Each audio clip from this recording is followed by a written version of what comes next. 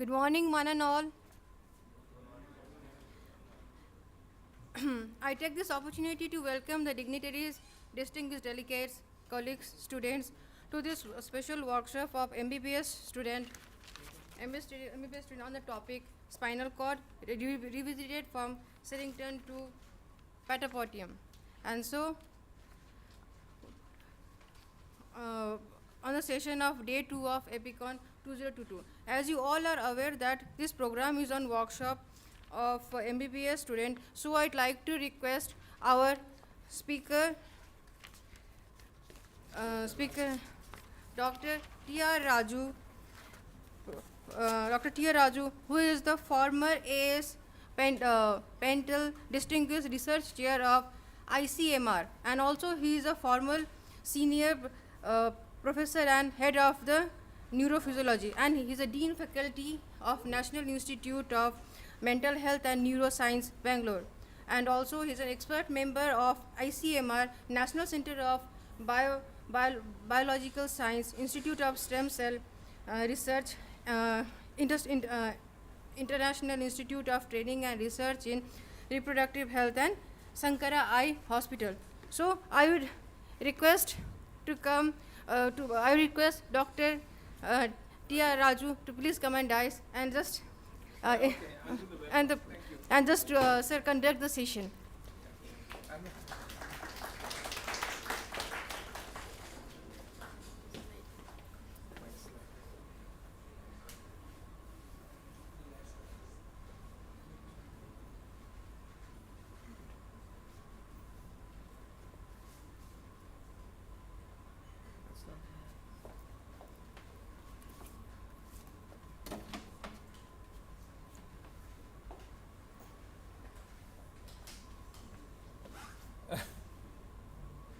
Thank you very much for inviting to give the welcome address. Good morning to all of you. Yeah. So I would like to thank Dr. Malik personally for organizing this workshop. If the mic is not working, I'll talk loud. Is that fine? So my first task is to correct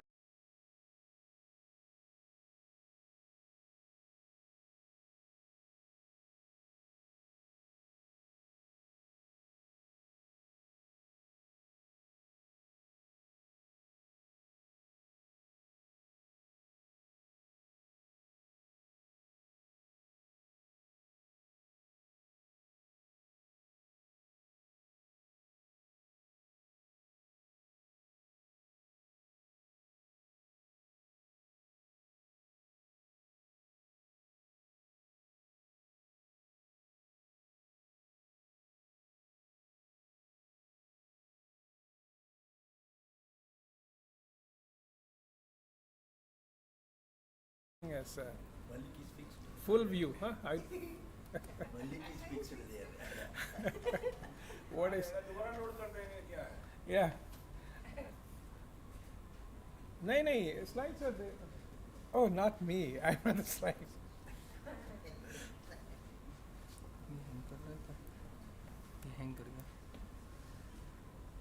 folder बना दो सब लोगों का एक क्या हो गया फिर से लोड करना नहीं नहीं लोड नहीं करना है Because the slides were made in with Mac, you know this Mac PC compatibility, would that be an issue? ये सर का कौन एपी कौन ये Some of you can fix it. अभी एक साथ 3-4 खोलने की वजह से ये होगा. Enable, put enable.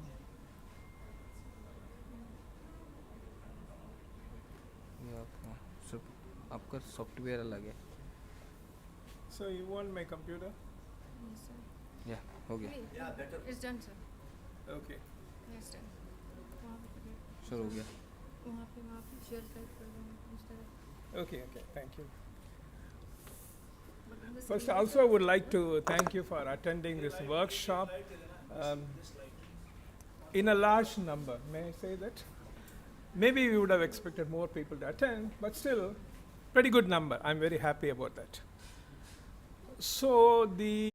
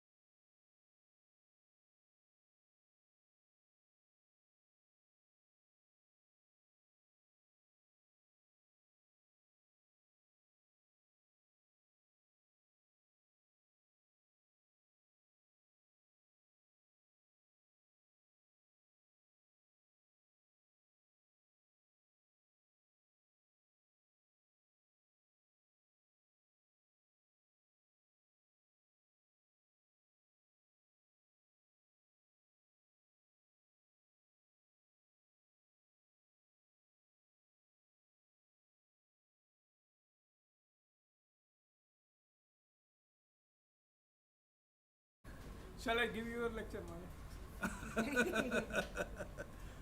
आएगा So this Custom aristocratic flights. gentleman, पूरा शट डाउन करो Sherrington, Charles Sherrington, पूरा शट डाउन करो दोबारा करो and he was Pura born shut to a down. doctor's family in UK.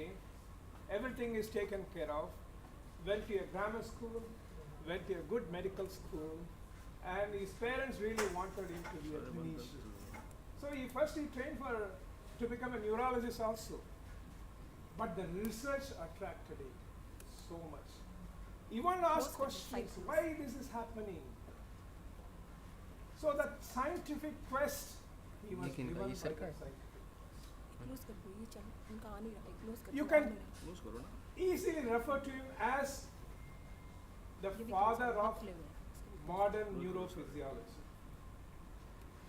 ये You सरकार know, खोलते in हैं, the सरकार डायरेक्ट चला early देते हैं part of 20th century, you are a physiologist, you are a bacteriologist, you are a pathologist, also you could be a physician. अभी तो लाइव चल रहा है ना But he focused on physiology live नहीं चल रहा है पर because so many questions need to वो be अभी asked. स्लाइड बोल के पढ़ रहा हूँ स्लाइड नहीं पढ़ रहा And he was the first person चला उसको to tell us the concept of synapse.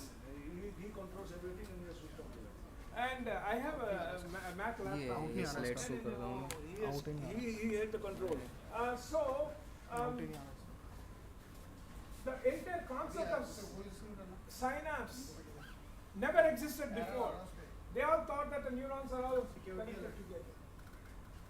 And he only coined the term synapse. And he said that if you want to understand physiology, you need to do a lot of experiments. There is no shortcut to science, unfortunately. So he used cat as a model and understood a lot of things about ये जो मैं ये कह रहा हूँ, ये sir का जो डेटा डाला है ना ये software what are the pathways, खतरनाक what is the आप efferent ऐसा कर दो pathways उसी of the कंप्यूटर spinal में फीड कर motor दो neuron. वहीं से आप नहीं सर वो नहीं हो And also सकता other important thing, people knew that That's not there is a possible. nerve conduction from spinal cord to the muscle and the muscle response. But he also knew, external बस discovered, there are some structures, sensory structures within the muscle. Golgi tendon, muscle spindle. He is the one who described all this. So the complete part, efferent limb, muscle, receptors, and the afferent. So it completes a spinal reflex. आया This is the fundamental basis of understanding neurophysiology, which he did. Security है So he won the Nobel Prize enable for content it. करना enable कर रहा हूँ नहीं हो रहा ना नहीं हो रहा ना लैपटॉप ही उसमें करना हैं And, लैपटॉप दूसरा मंगाइए and it is interesting, you know, those days they didn't इसको know much कर दो वो about वाला। neuroscience, or they wouldn't even go to specific aspects of neuroscience. Okay, you can have the Nobel Prize for sir laptop दूसरा neuroscience. चाहिए होगा इससे नहीं होगा So he laptop got the दूसरा चाहिए Nobel इससे Prize नहीं for होगा neuroscience. सिक्योरिटी एरर दे रहा है So he was the first person to describe the proprioception. How do you stand? How do you maintain the posture? And he realized the importance of cerebellum also. And reciprocal innervation. When some muscle groups are stimulated,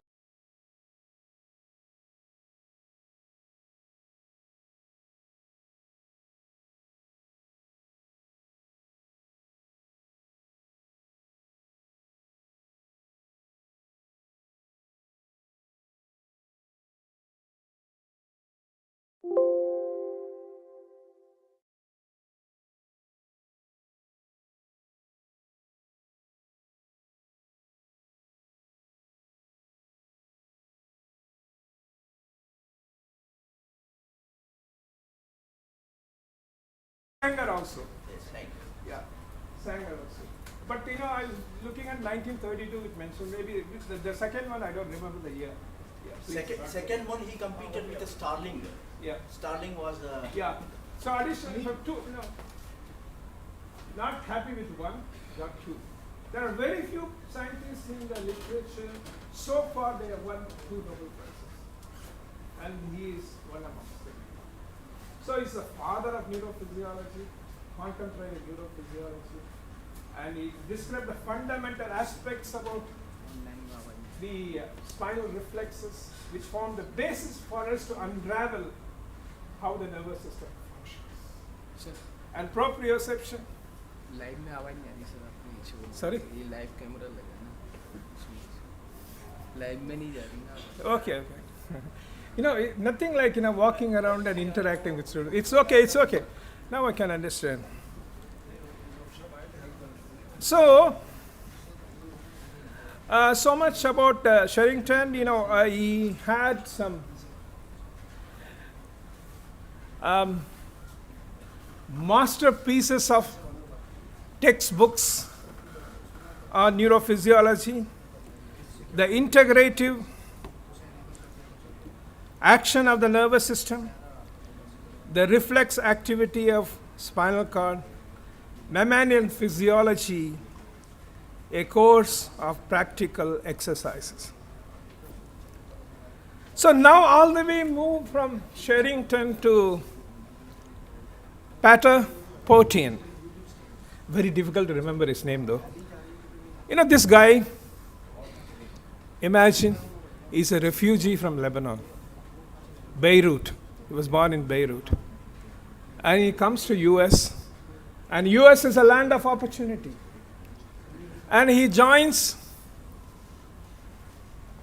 after his graduation, he joins molecular neurobiology department to do research. And his main interest was how the signal transduction occurs in sensory receptors.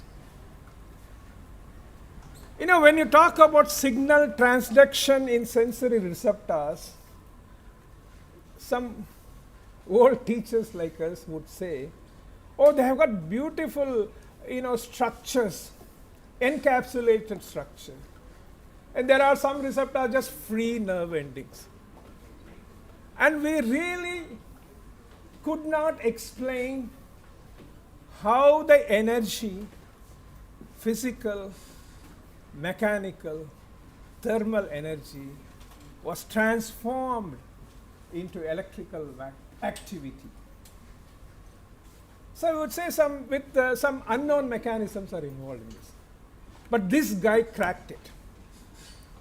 He demonstrated the ion channel basis of sensory transduction. He characterized piezo 1, piezo 2 channels, which converts mechanical force into neuronal activity. TRPM8, this is a cold sensing ion channel. TRPA1, sensing noxious stimuli such as cold and pain. So he described the concept of molecular thermometers, which sense cold and hot. What are these molecular thermometers? They are nothing but ion channels. He discovered them. So because of this phenomenal discovery, he won the Nobel Prize in Physiology and Medicine in the year 2021, jointly with David Julius. Ion channels has polymodal chemosensors. They respond to different forms of energy, either thermal or noxious stimuli or mechanical. They play an essential role in pain and inflammation. So this is my welcome address, giving you some highlights about Sherrington and Potian. And I'm going to be followed by a few distinguished speakers who will discuss on different interesting topics. Thank you so much.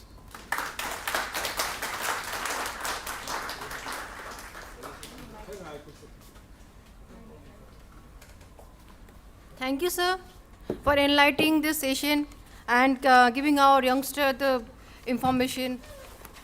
So now I would like to call Dr. H.N. Malik, who actually needs no introduction at all.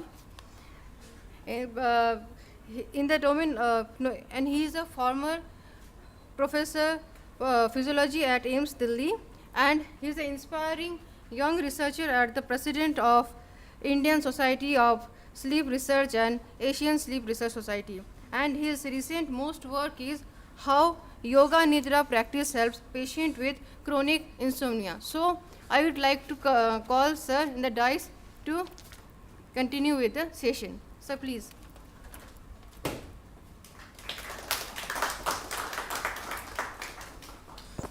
Thank you, Professor Raju, for the wonderful beginning. Good morning, everybody. Good morning, sir. You all are from Faridabad or from elsewhere? All from Faridabad or also Hyderabad? How many from Hyderabad? Okay. This particular talk, I am representing Dr. Sushil Kumar Singh. We call him Dr. S.K. Singh. No. Nothing. I don't need it. No, not now. Not now. Dr. S.K. Singh is a physiologist from Gujarat, Karamsal.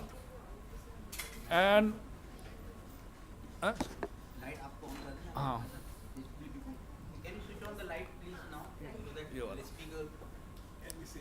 see and then you get better. Yeah, they cannot see this. Dr. Singh wanted that the young इसको निकालो. first year MBBS student should be introduced to research from the very beginning. And he says, I want to do something for my dear students. I love them so much. So I told him, what do you want to do, sir? No, every year I want to have a program in the Epicon where you can encourage the youngster to get into research. So we started this program 2 years back. This is the third one. He has given us some money. So what do? Wherever we do the annual congress, we mobilize the undergraduate medical students into one lecture theatre and also mobilize the faculty available and bring them here on one platform to inspire you on a particular topic. Earlier we have done on obesity, on sleep, on neuroscience, and this year it is on spinal cord. And we have 4 speakers today. And with this introduction, I will request the next speaker, Dr. Deshpande. I think he'll be introduced by the organizer. तो हम अपना mine is day 4. It's okay. नहीं, इसके बाद आपका है. Yeah. There was an address by S.K. Singh, so he has not come. So, okay. So I just told about the beginning of this workshop. That's great. Yeah. That's great. Please load कर दीजिए. मेरा load है ना उसको चालू कर दीजिए. Thank you, sir. So we can clap for Dr. Malik.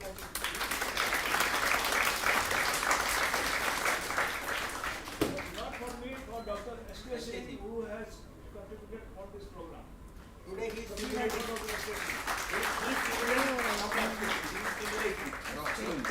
The proxy in their language. MC inspection in his college, so he will not come. He is giving proxy. Change नहीं हो रही है स्लाइड चेंज नहीं हो रही है change कर दो स्पीड डालनी पड़ेगा आपको दूसरा. हाँ इसको वो कर दो ना फुल स्पीड. ये नहीं करना है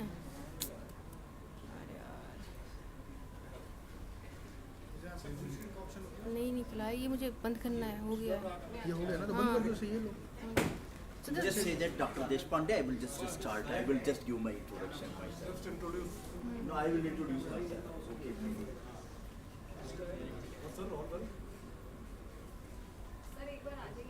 sir I just call you sir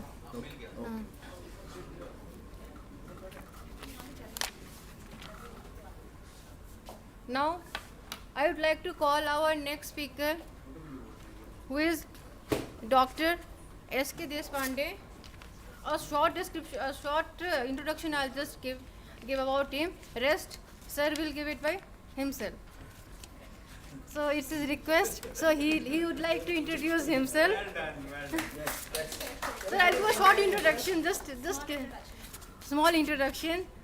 So, Dr. S.P. Deshpande is a professor and head of the Department of Physiology in AIMSR Chitpur, and he was a former professor and head of the IMS BHU Banaras, and he is a former editor of Indian Journal Physiology and Pharmacology, teacher and research with a passion, and an experimental physiologist. He has published more than 155 papers in peer-revised journal. So, please welcome Dr. S.K. Pandey. Please, sir, please come the rise.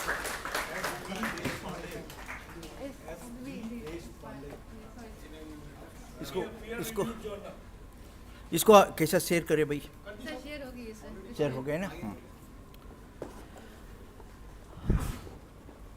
Good morning friends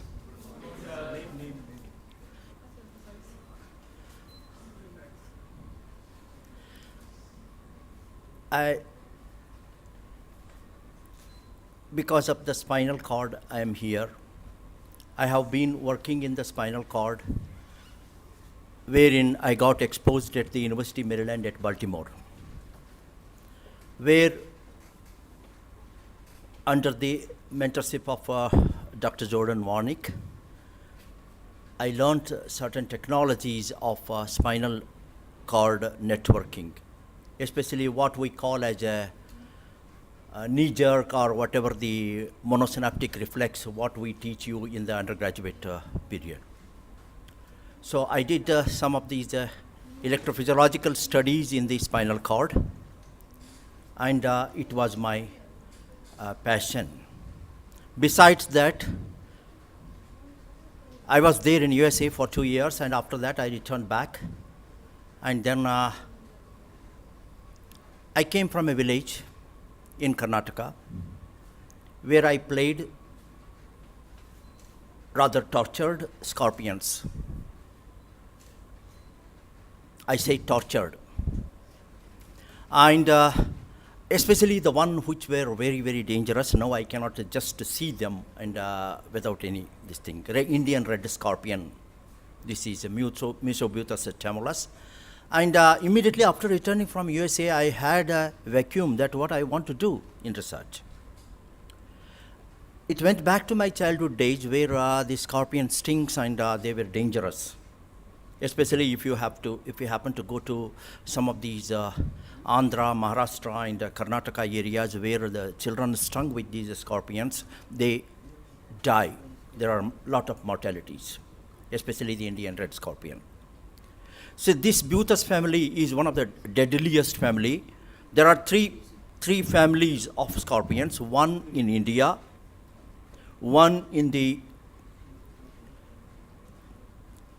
Israel and surrounding area, that is the Lyrus quinquistre yellow scorpion, and one in Brazil, it's a black scorpion. These are all very, very deadly scorpions, and we have them. And this scorpion is a host of a number of peptides which are having an effect on the potassium channel, calcium channels, sodium channels, and even the water channels. So I did some research in this scorpion because that was my passion, and I did take up. And at least finally I ended up with the ARDS. Even before the COVID-19, I started the work on ARDS. And we did some work with, even when I was very delighted when DRDO announced 2DG. I had already given a data to DRDO for 2-deoxyglucose for ARDS or whatever we were doing, some of the experimental evidences which we were doing. That's in brief about me and beating my own trump. I don't feel good. Let us go back. Let us go back to the business. Okay, am I okay? Now I am working in Apollo Medical College, Chittoor, as a professor and head, and after superannuating from Banaras Hindu University. Let me ask you a question. How many of you own a two-wheeler? Or how many of you are riding the two-wheelers?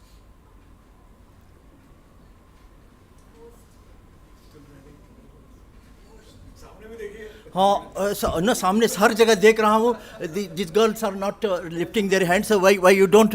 So every one of us are using the two-wheelers, and these are the most deadly vehicles. No, it's a motorized two-wheelers. Motorized two-wheelers, sir, thank you very much for correcting. This is a motorized two-wheelers, and these are the most deadlier one, especially the younger ones who are riding them, especially the still younger ones and the males. They ride it wonderfully and too good and sometimes dangerously. I say dangerously because very recently, one of our student in Apollo Medical College, Chittoor, he was getting out of the campus and suddenly some other two-wheeler came and that hit and he just jumped into the air, tossed in the air and he just fell down and he died on the spot.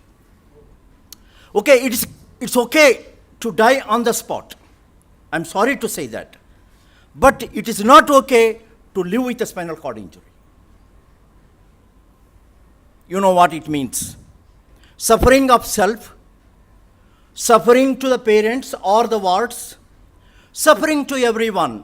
So that is one of the things where I was coming back to this thing, spinal cord injury. Because when Dr. Malik asked me to give something, I made my own program, sir. That the spinal cord injury is the one which I feel that we should all think about and try to understand. As a young investigator, because it is the program for the young investigator, as a young investigator, I want to give an insight into the spinal cord injury, and which you can take up in the next future, even after MBBS, MD, DM, or whatever the courses you take up, then you can proceed further, because there are a lot of things to worry about. Because here, if I were to tell about the statistics, I will come back. So in the statistics, if you just give the magnitude of the problem, just I have projected here, 50% of the accidents, the spinal cord injury results from the 50% of the accidents, total accidents, the SCI, the spinal cord injury. And old people like us, in the dark, I may fall down and already having that osteoporotic activity, and we may fall down and we slip and we may also get injured our disc. And this is 20%. That's the second largest. If you just think about that, 70% of us have the spinal cord injury. And I'm not worried about our age group. Anyway, we are nearing. But I'm worried about my young people, younger generation, because you have a lot more to contribute to the world. So that is one thing. Another thing is work-related or occupational injuries. Wherever we are working, there are occupational injuries. And last is the malignancies, tumors, metastases, and other things. So these are the points where the spinal cord injuries do happen.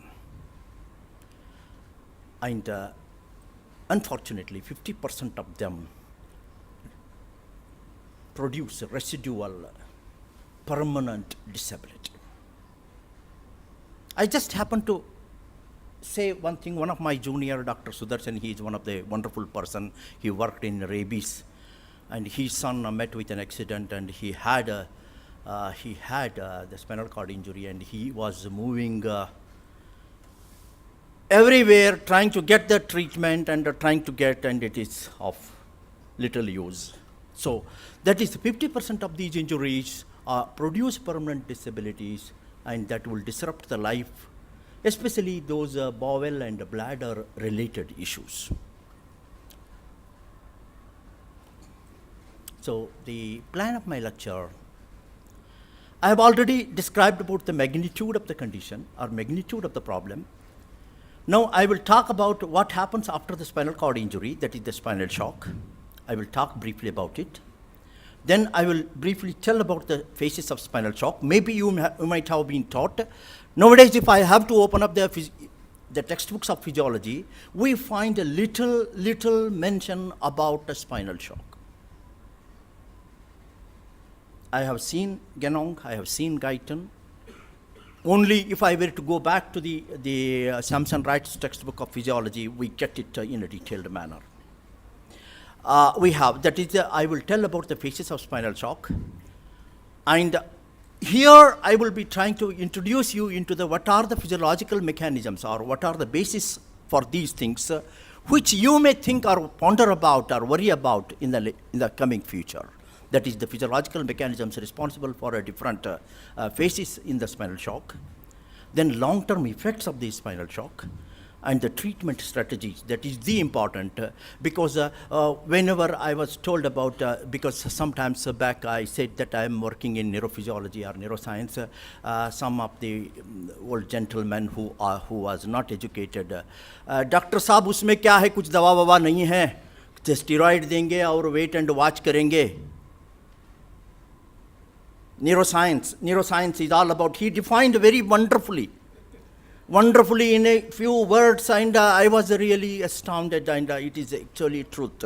So now we may have to find a treatment strategy so that we can help our 50% of the population or younger population who recover.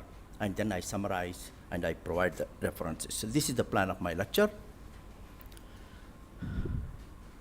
Spinal shock, electric shock, hemorrhagic shock, hypovolemic shock. So now spinal shock is different from the hemorrhagic shock or electric shock. It is exactly the dependence of the spinal neurons or spinal nuclei over the cranial nuclei. Now the cranial nuclei, whatever the impulse is coming from the brain downwards, these spinal nuclei are dependent. Once it is transected, once it is severed, so now they will lose the importance. So then that will be a state of shock or not able to do things because the functionality is coming from down, from the brain. So it is the non-responsiveness of all spinal activity or the spinal neuronal activity to the sudden loss of suprasegmental influences causal to the injury. So that is the definition of the spinal shock. Now just giving a brief about the historical perspective of the spinal shock. Here is in 1750, Robert Witt, he's a Scottish physician. He described about he gave the first description of the spinal cord injury. It is the loss of sensation accompanied by motor paralysis and a gradual recovery of reflexes. That is in 1750. And he did not mention about the term the spinal shock.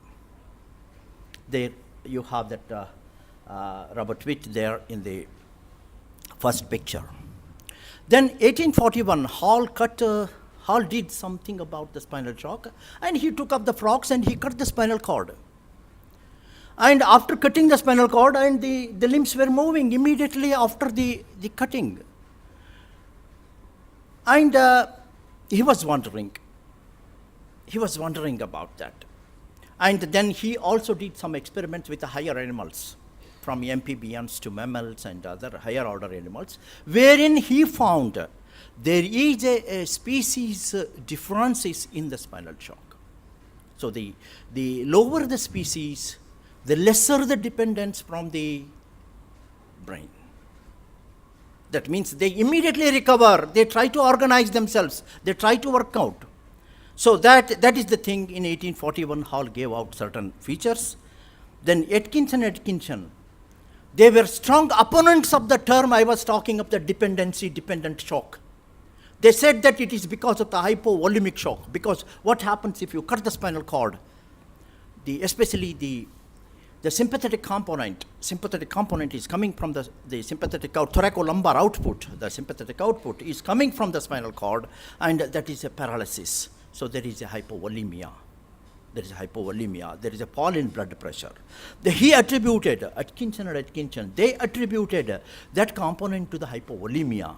So, but the Sherrington, because there was a lot of confusion, lot of debates, discussions, and everybody was right, because whenever I am here, standing here, trying to put forth my ideas, I come with a point that satisfies my ideas.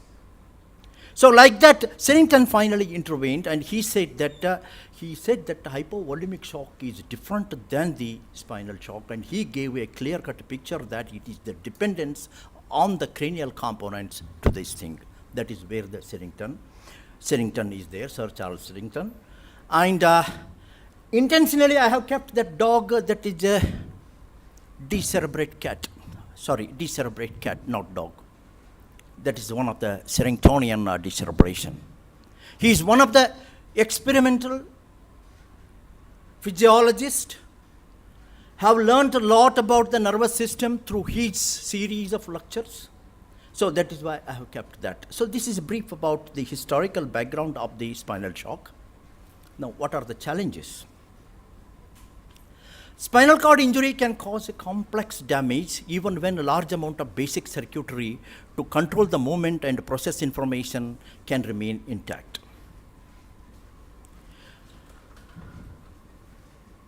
See, the point here is the large amount remain intact, still then we have a problem. It is because of spinal cord arranged in layers. I don't know how many of you know that subspinal laminae. A laminar arrangement in the spinal gray matter. How many of you know? There are 10 laminae, 10 layers, 10 different layers in the spinal cord. The nuclei, the various sensory inputs are going to the cranial side. They are organized or networked in 10 laminae or 10 layers in the spinal cord, whatever that H-shaped gray matter. So now, because of this, because it is arranged in this complex, the layers, it is very difficult, even a small segment, because each networking is dependent. Many of the connections and cell bodies forming the circuitry above and below the site. It's not only that, because the spinal cord entry, sometimes they go up and then they make the synaptic contact. Sometimes they go down and make the synaptic contact. So these are the issues with the spinal cord.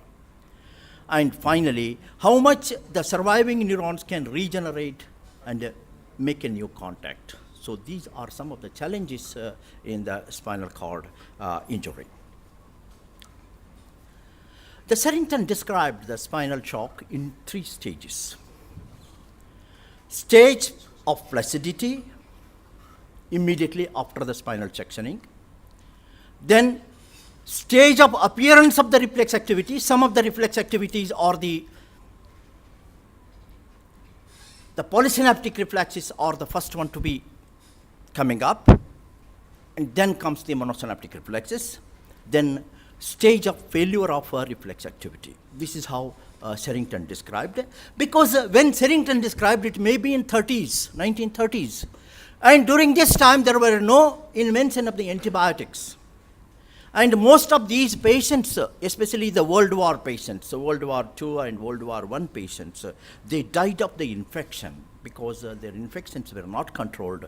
So now the stage 3 has disappeared in the modern days because we have a very good antibiotics available for our treatment. Now, this has been recently reviewed, and this is the current phases of the spinal shock.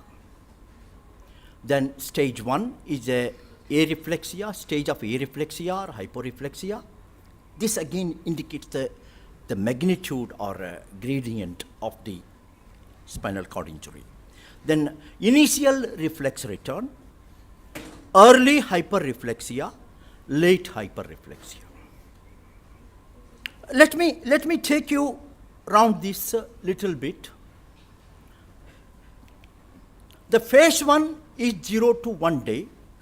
It is areflexia or hyporeflexia. It is the loss of descending facilitation.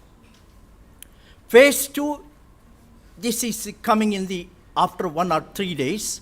There will be a reflex return. Some reflexes return, and that would be because of the denervation supersensitivity. You know that particular term, denervation supersensitivity.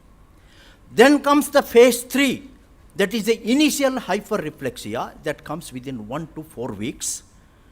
And this is because of the axon-supported synapse growth. That means the synaptic plasticity is happening, synaptic contacts are developing, so that would produce the hyperreflexia. I will go little detail in later. So phase 4 is the final hyperreflexia. It develops 1 month to 12 months, maybe sometimes more than that. And it is because of the soma development and synaptic growth or proper synaptic contacts. The phase 1, why it is due to the motor neurons, because the stage of reflexia or hyporeflexia, what we have understood up till now, there is all the motor neurons in the spinal cord, they get hyperpolarized. If they get hyperpolarized, so they will not be responsive. Now, this hyperpolarization may be result of a number of items. I have listed only 5 here. The last normal background supraspinal excitation, that is one of the thing we are already worried about. Then it may be hyperpolarization, maybe because of the increased inhibitory synaptic activity. Imbalanced or unbalanced synaptic activity, inhibitory synaptic activity, so that is the increased spinal inhibition.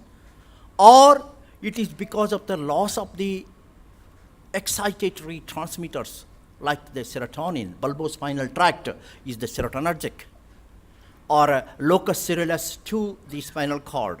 These are norepinenergic. These are excitatory on the motor neurons because of that, or because of the reduced neuronal metabolism, or because of the retraction of the, because of the retraction of the dendrites and synapses. That is something what is happening in the phase 1. In the phase 2, why the reflex return? Already I mentioned denervation supersensitivity. Now what happens in the denervation supersensitivity? There are 2 aspects. One, either there is a upregulation of the receptors, because if you cut the nerve, the receptors, the postsynaptic receptors, they get upregulated. Even the tiniest amount or smallest amount of a neurotransmitter could be able to excite. So that is the receptor upregulation. Here, some of the mechanisms I have listed, I will just read through.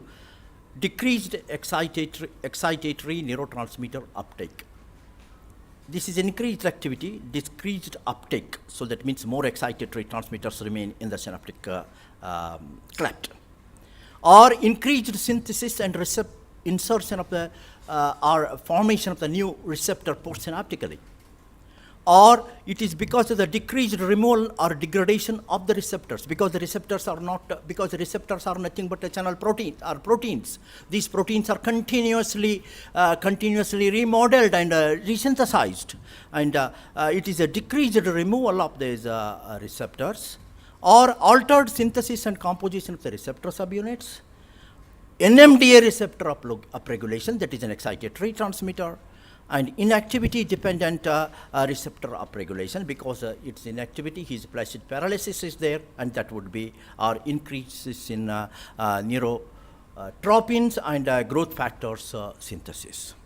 These are the factors for the phase 2. For phase 3, early hyperreflexia, what happens, what we talk about upper motor neuron lesion.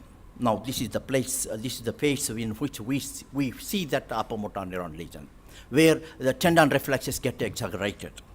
Babinski sign becomes positive, as to the undergraduates what I teach. So new synapse, here it is because of the new synapse formation. Synaptic growth is triggered by the neurotransmitter retrograde signals or neurotropin retrograde signals, competitive activity dependent stimuli, stimulation of the growth of the synapse, especially the short axon synapses, and a limited activation of the long axon. So long axons are not activated, the local circuit is activated, and there is exaggeration of the reflexes.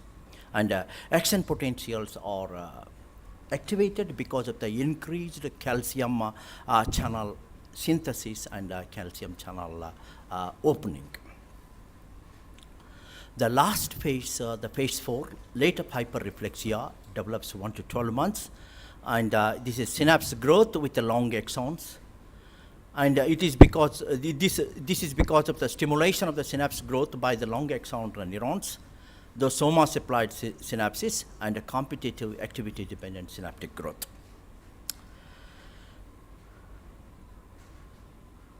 Now, you must be wondering why I'm trying to talk about these phases.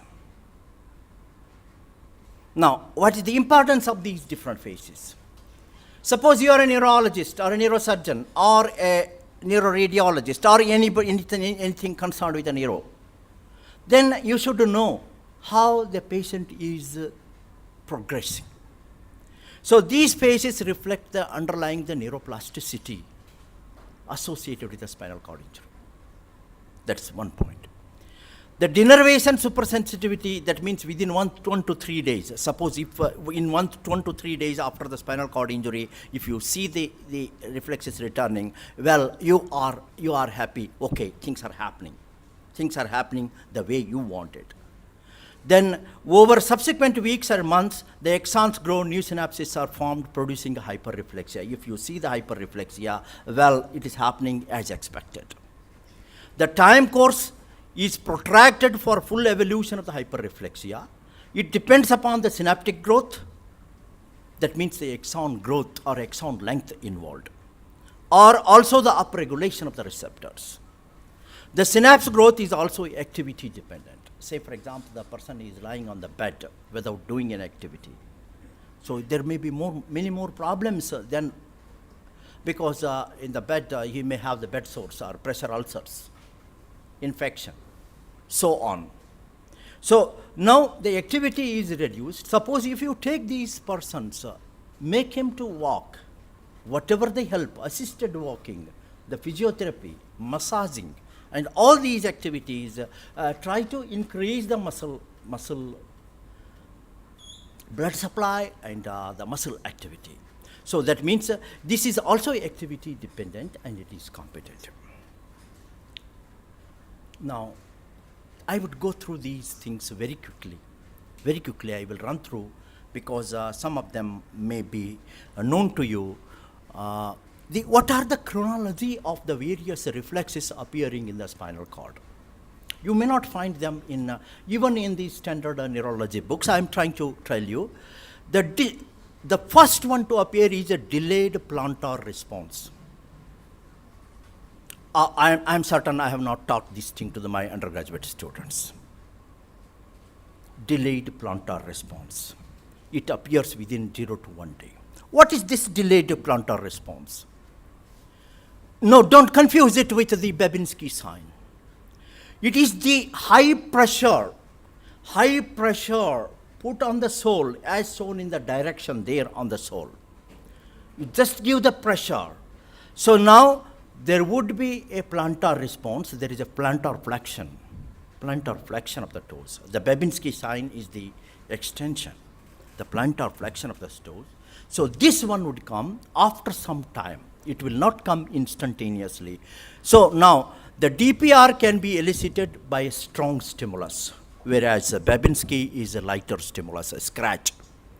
Applied by stroking the blunt instrument in the direction I have already mentioned.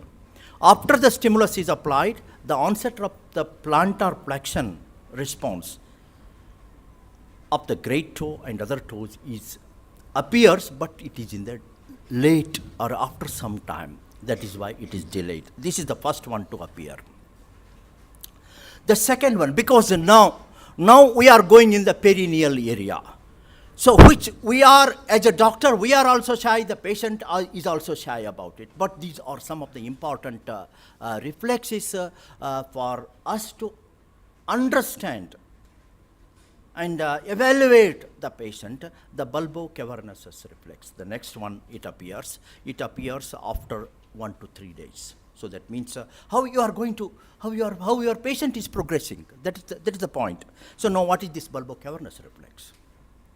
The test involves monitoring of the internal and external anal sphincter contraction in response to squeezing glans penis or clitoris, or tugging on. Suppose if usually what happens after spinal cord injury, he is catheterized, the bladder is catheterized. So then you're tugging on the indwelling catheter, so that would produce the contraction of the anal sphincter. So that itself is a bulbocavernosus reflex, and it appears in 1 to 3 days, and it involves the spinal segments S2 to S4. Now, some investigators believe that this appearance of the bulbocavernosus reflex indicates the end of the spinal reflex or spinal shock. That is how. But no, it's not. It's very difficult to say that. Third one is the anal wink reflex. I said we are in the perineal area, anal wink reflex. What is this? This appears within 1 to 3 days. What is this anal wink reflex? This is the anal wink reflex or anal reflex or perineal reflex or anocutaneous reflex. It's a reflexive contraction of the external anal sphincter by stroking the skin around the anus. A noxious tactile stimulus will cause the wink contraction, and the stimulus detected by the nociceptors and involves the sacral segments 2 and 4. So this will appear in 2 to 4 days. Then another cremasteric reflex. Though we mention in some of the superficial reflexes, we mention in the physiology teaching, but is not done for the whatever the reasons you may think about. The cremasteric reflex, what is it? It is the superficial reflex, and it is elicited by the inner part, scratching the inner part of the thigh, where the cremasteric muscle or the detrusor muscle contracts and the testis is elevated. Okay, it involves the lumbar segments 1 and 2. Then comes the Babinski sign. Babinski sign appears within 1 to 3 days. It gets exaggerated or it gets brisk after 1 to 4 weeks. So I don't have to tell much about Babinski sign because you are all aware of that. Scratching of the outer side of the sole of the foot produces plantar flexion of toes and adduction of the toes, and it is normal. It's a normal. Babinski sign is negative in a normal individuals, in you and me, and it is positive in a newborn baby or in a deep sleep, what I'm talking about physiologically, or in case of this spinal cord injury, you may get the positivity, or in upper motor neuron lesions, it becomes positivity, and that is the Babinski sign. Here the scratch, it's not as deep as the deep reflexes, plantar reflexes. Now, I have just mentioned about 3 reflexes: flexor withdrawal reflexes, deep tendon reflexes, and tibial H reflexes. So they start appearing by 1 to 4 weeks. They get exaggerated. So that is the timeline I have given. And just to mention about H reflex is the electrophysiological component of the monosynaptic reflex. I briefly tell about this H reflex here to make you aware. So that this side, we have the afferent stimulation there. In the afferent stimulation, when I stimulate, it will go to the 1A afferents and it will reach the spinal motor neuron and comes back, and this electrical activity is recorded. This is the H activity, and this is the M response, that is the muscle response. So now this is the H reflex, and the H reflex is an indicator of the 1A alpha motor neuron activity. It's a part of the what we call it the knee jerk or this thing. It's in brief. Maybe it itself is another important topic we can discuss about. So we have the extensor spasm and interlimb reflexes. What is this extensor spasm? Extensor spasm, especially it's a positive support reaction. Positive support reaction. You go to a newborn baby, try to put your fingers there, and it will try to grasp. This is an extensor response. Or you touch the animal, or after the spinal cord injury, if you touch the sole of the foot, maybe it becomes extended. So this is a positive supporting response. This is one of those the postural reflexes, and it is because the cutaneous receptors here, the proprioceptors in the sole of the foot or whatever the extremities, and they will bring about the muscle contraction, especially the extensor groups are involved. Now, lastly, the reflex neurobladder. Initially, the bladder is flaccid immediately after spinal cord injury. It's unresponsive. It becomes overfilled and it dribbles through the sphincters. That is what is called overflow incontinence. After spinal shock has passed, the voiding reflex returns, but it does not have the voluntary control.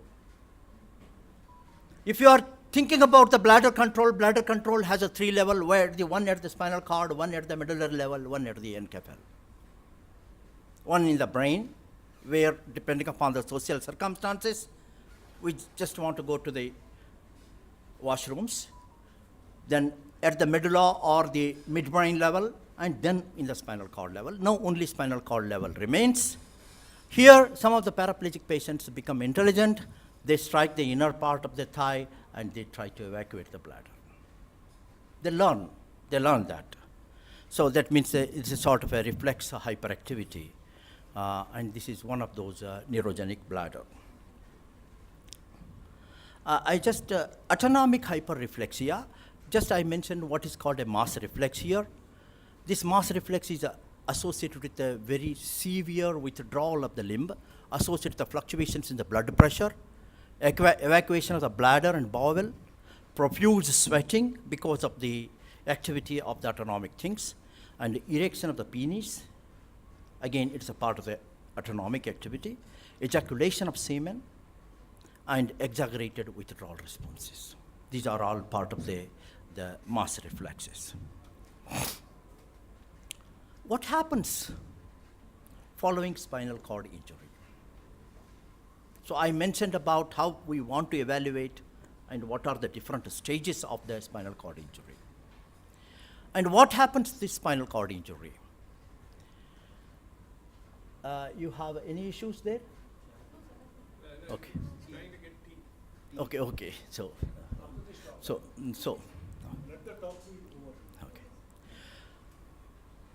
So what happens?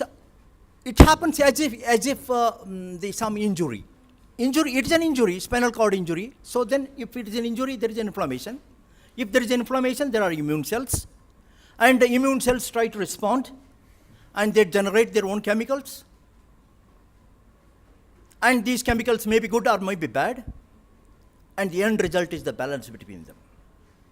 So now immune cells migrate to the site of injury and release and try to produce. Actually, they actually kill the neurons. And they will also demyelinate or degrade the myelination and impairs the conduction of the action potential and the loss of function. And because of that, there is a disruption of the loss of axons. The cutting of the lines of communication from the spinal cord to the center is lost. Several weeks after initial injury, area of tissue damage has been cleared away by microglia. That is another thing.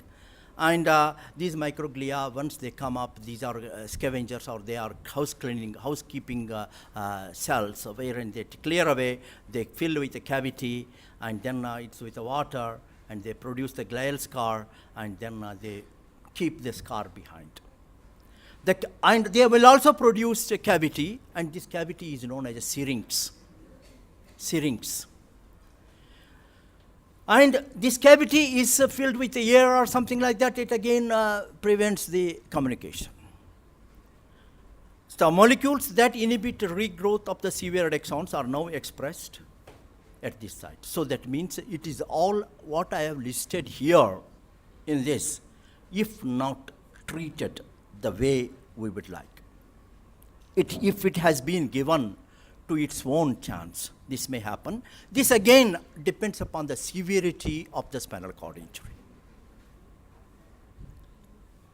What are the treatment strategies? I have 2 or 3 slides, maybe have a patience, and this is an important aspect wherein you may like to, because how many of you are second years now? Yes, this may be of interest to you or anybody as a matter of fact. So the first is the maintaining the general health of the individual. I will not go in details of that. I will give one liner there. Managing the immediate effects of spinal cord injury, that is the bladder, bowel, bed sore, preventing infection. I have put them in a very key points there. Each one is a thing for management. Attending the injury, trauma-related issues, that I will speak in the next. Then specific treatment guidelines or specific treatment things, strategies. Then rehabilitation and physiotherapy. These are the 5 things we have the treatment strategies. What is the treatment of the injury-related issues? So I just skipped this number 3. I'm coming to number 3 there, attending the injury-related issues. What are those injury-related issues? Surgery to remove the bone fragments, because the spinal cord, if there are bone fragments sitting there, you open up, remove this thing, you bring them closer. That is the bridging the gap. Various brain and spinal cord image. Now you have to use those imaging techniques so that you can come as approximation, as natural. Because what happens, there should not be a cross communication. Cross communication, try to align the segments or the whatever the things, spinal cord, so that they can grow.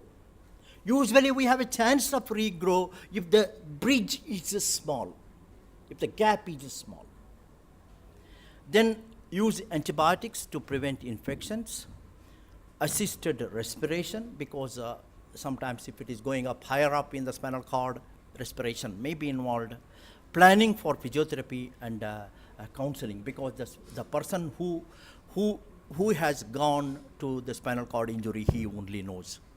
What happened other day, maybe I pulled my back in the night. Just I'm sharing my own experiences.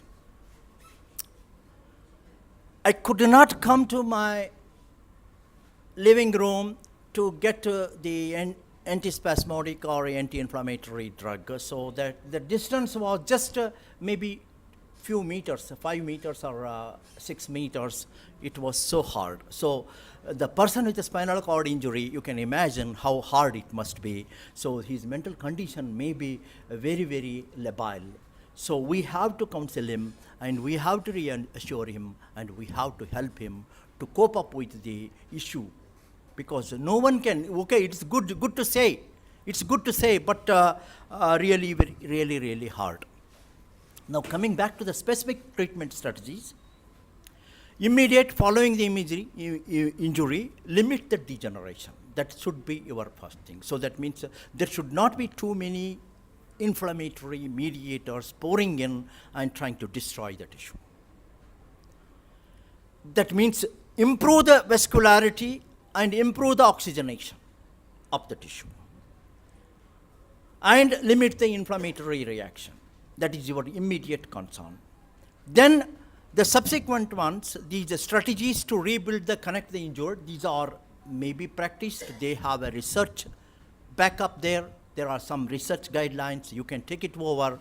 Maybe after a few years, you can open up this lecture, and you can try to see, or you may have a better lecture coming up in the future. 1, stimulate axonal growth by neurotropins.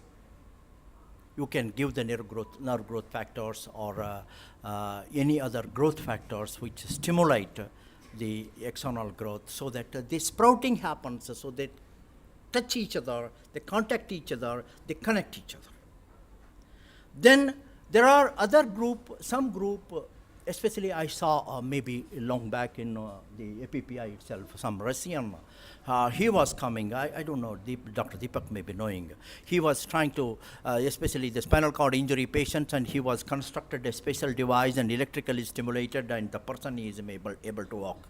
That means we need to electrically stimulate. The electrical stimulation do help to restore the synaptic activity.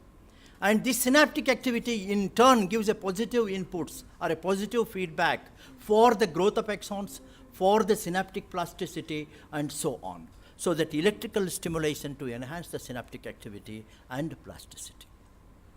So now, enhancing the central pattern generator activity. So you know that we have a pattern generator here. That means how we walk.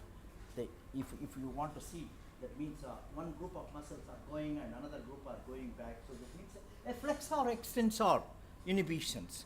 So these pattern generators are the main thing in the spinal cord.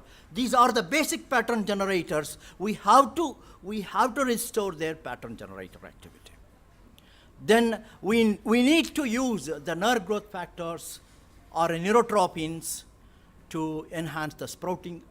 These are called sprouting molecules, the sprouting of the axons and making the contacts. And we should block those molecules which inhibit the regeneration. And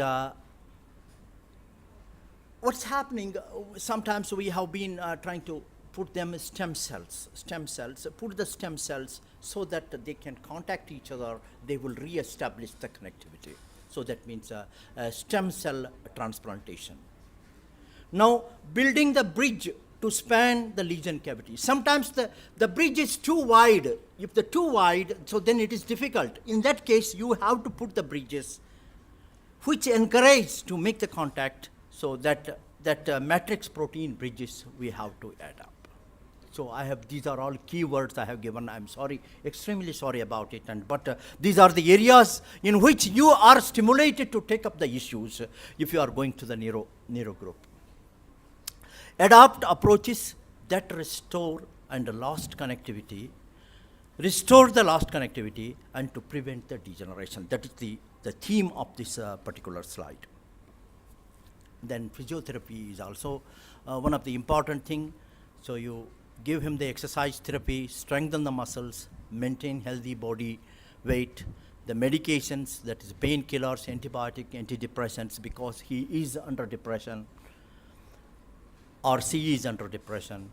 Psychotherapy, because counseling is, I have already mentioned.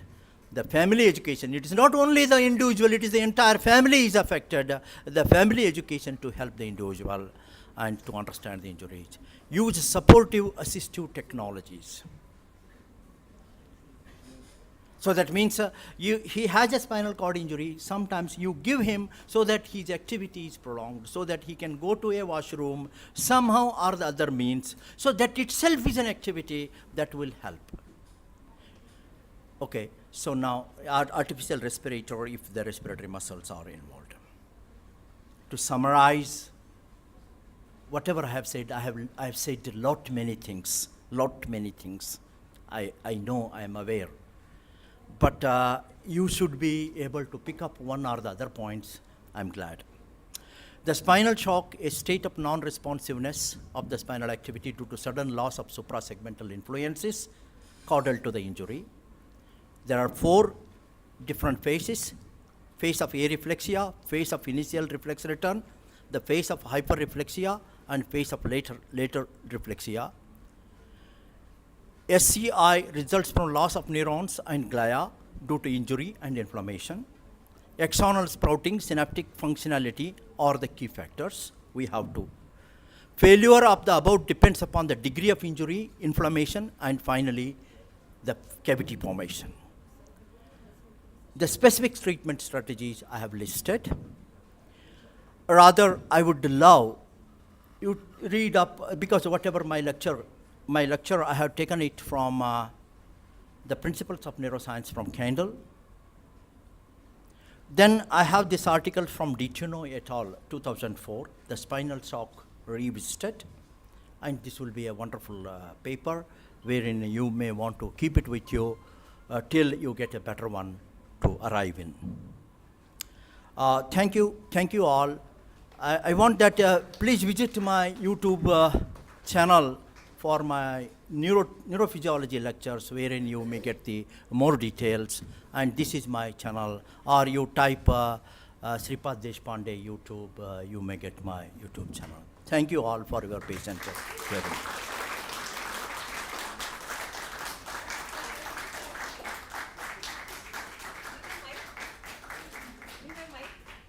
have questions. Or my team.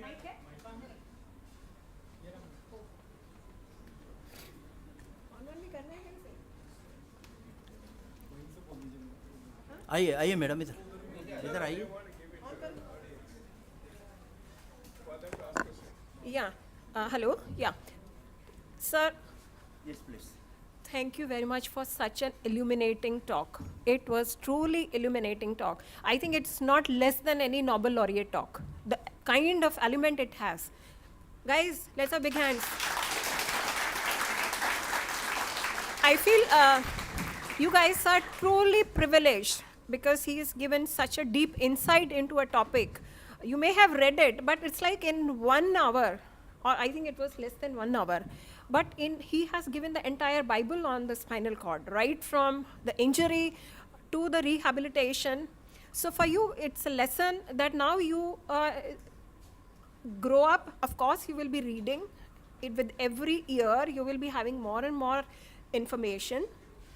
But also, I think for you people also have to start thinking that to have a interrelationship with the research institutes, which is a new thing and it has to come up, like the Western world, where the basic research and the clinic happens hand in hand, right? So once you have, I mean, the AIMS is just next door. So the idea is to create a spark in you. Okay, if some of you, if not at least visit those places. Tell your the supervisors here that you want to visit those places where the basic research happens, where the stem cells are, tried and how they can be put up in the models. You cannot do that, but integration you can do. That is something, that's the whole idea. Do you get it? Now the session is open for questions. Anybody, please raise your hands. And don't hesitate that the question may be silly, but it is always, clarify wherever you have the doubts. Yes. There is no trivial question. There's nothing called trivial. What I know, I don't know. As simple as that. I want to know the answer. Yes. Guys, put up questions. Or maybe comments. Sir, what shall...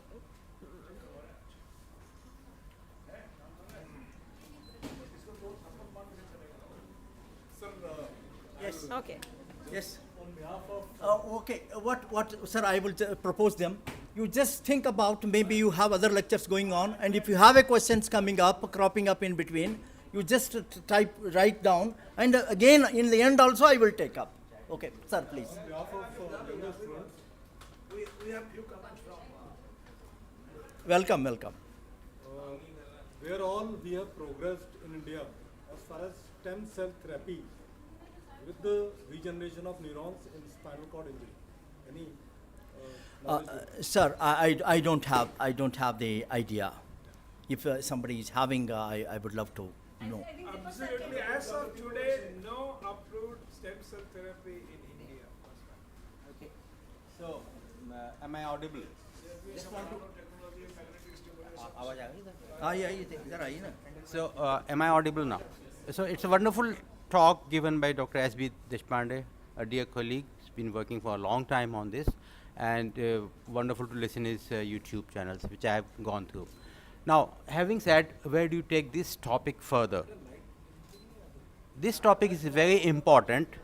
You all come from physics, biology, and other background. Now, this is a medical physiology core talk, but can you connect it to the engineering today or molecular biology today? For example, AIMS, what is being tried now, as of now, they are taking nanoparticle of iron, loha. They're trying to put them in an injured spinal cord, and they're trying to stimulate from outside to create magnetic field, micromagnetic field in around the cells, the way stem cells works. So it's a marriage of the physics, engineering, and biology. Like there's a magnet, very small nanoparticle, put inside the injury cell and try to see whether this works in an animal model, and whether this technology can be patented once you get the idea.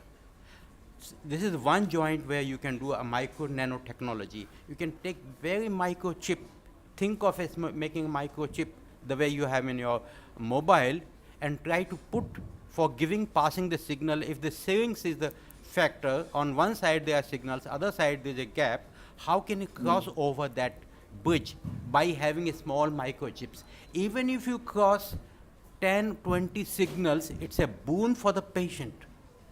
Even if you can move flicker of the movement of the lower limb, they get so excited because they cannot do anything. They can do a signaling. So that's one. Second thing, suppose there's an injury in the spinal cord, how can engineering can come into picture to support your spinal cord to help patient? There's a lot of simulation engineering support is going on with the helper. So those who have a little spark of doing research on biomedical engineering, in physiology, in the engineering and other things, they can also pitch in. Think of the physics, the total body. Why do we get fracture at one place? You can create a physics model, a computer simulation model. If you're computer savvy, create a computer model. That where will you get this? Another question, there was the debate whether it's a hypovolemic shock or it's a nervous shock. So what will happen? How would I fall when I'm getting a heart attack or an electric shock? In what position I'll fall?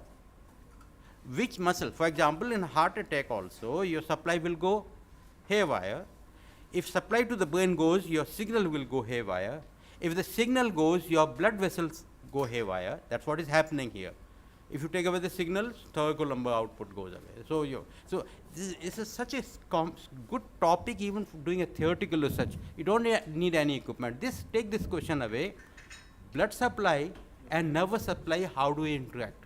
How does my legs knows what is not coming? Is it blood or a signal which is not coming and for that I am suffering? Or my brain is not receiving my blood, and so this is a theoretical model you can consider. Now you can do work and publish in a journal called Medical Hypothesis. You don't need to go to the lab also. Going to the lab, come to the AIIMS. You're most welcome to see these models. I'm talking of iron nanoparticle model. It's a big mega project going on spinal cord injury. And there is one more going on with IIT Delhi. Suppose I have an injury in spinal cord. My hand is not moving. And how do I move my hand? With the help of prosthesis devices. So I move this hand and I imagine that I can move this hand like mirror imaging. Way back, we also developed, like we have a signal here, EEG signal. Okay, and how do we take it to forward? So you can combine various things because your interest is varied. Some of you will be neurologists, some of you will be physiologists, but it's all at one place you can do it. So all the best for your long journey ahead, and I hope this was exciting. It will Thank be you. helpful to you. Thank you.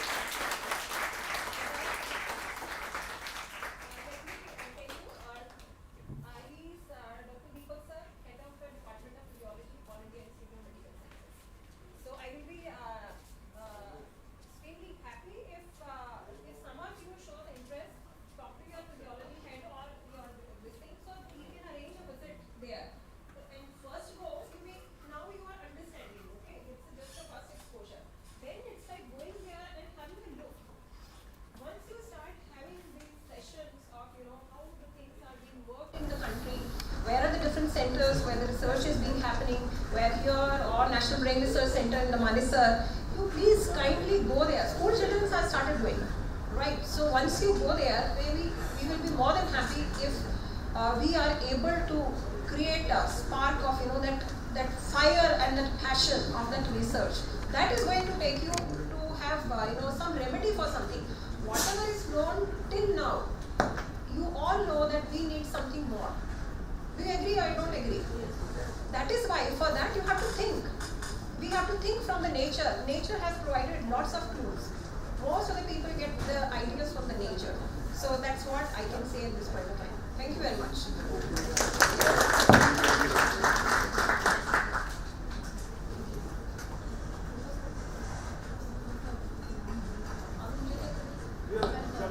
Now your lecture.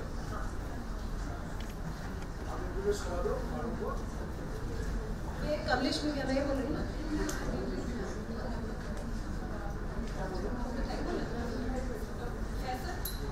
Kishore Kumar I want to thank and express my gratitude to Professor Dr. S.B. Deshpande and Professor Dr. K.K. Deepak sir for the wonderful speech on this spinal cord injury, which has been a very important topic in our youngster also and everything, and on giving a glimpse from the past and insight to this, insight to the present in this sensitive topic of the spinal cord injury. Now, I would like to call. Now I would like to call Dr. K.K. Gulia on our topic Nobel Prize for Thermosensory Research. Before that, I'll give a short introduction of her. She is a scientist and a professor at Sri Chitra Tirunal Institute of Medical Science and Technology. Sri Chitra Tirunal Institute of Medical Sciences and Technology, Thiruvananthapuram, Kerala. Sorry for the misreading. And she has been distinguishing herself in the different aspect of sleep research through multiple research projects and publication she have undertaken in the field. And her recent work is on the role of the capsaicin receptor in sleep regulation. So I would like to call Dr. K.K. Gule on the stage to continue the session. Thank you so much. Thank you very much.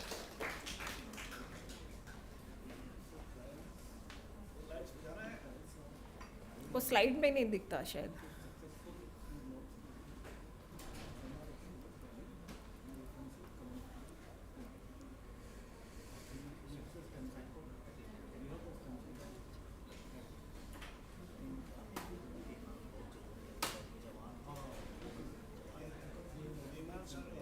Mouse नहीं चल रहा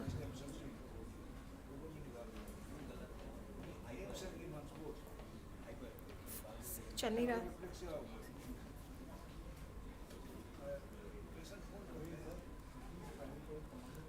कुछ वहाँ से problem आ रही है कैसे ये स्लाइड चेंज नहीं हो रही शैलेंद्र को फ़ोन करना जरा नहीं नहीं करना लॉक हो गया लॉक हो गया लॉक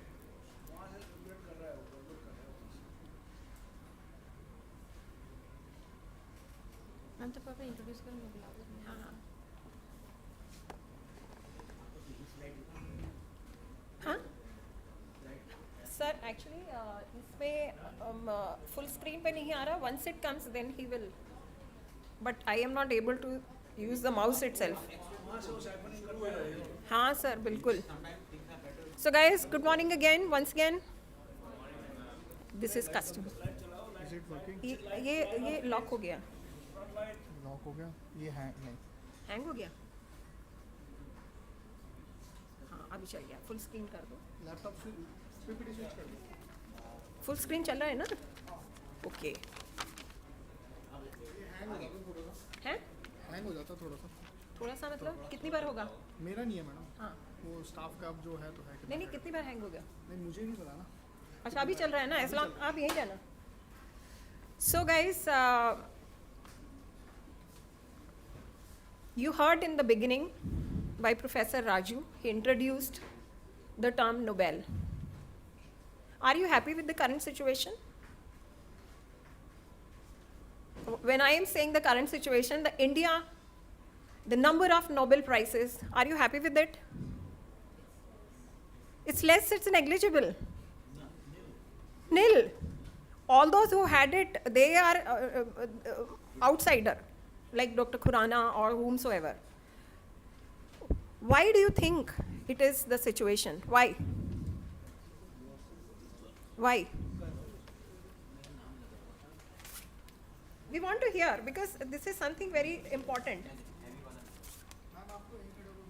मैं बोलूँगी मैं माइक उनको दे रही हूँ दे दो जरा उनको एक तो बच्चे लोग हाथ खड़े करें raise your hands please we want to hear from you why do you think give it to this girl name yourself and just why do you think we are not able to get from your perspective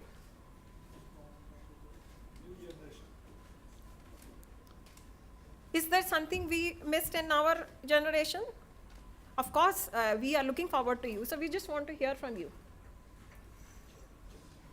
आप इधर आके बोल दो, आप इधर आके बोल दो, बहुत छोटा सा कमरा है. हाँ बोलो बोलो.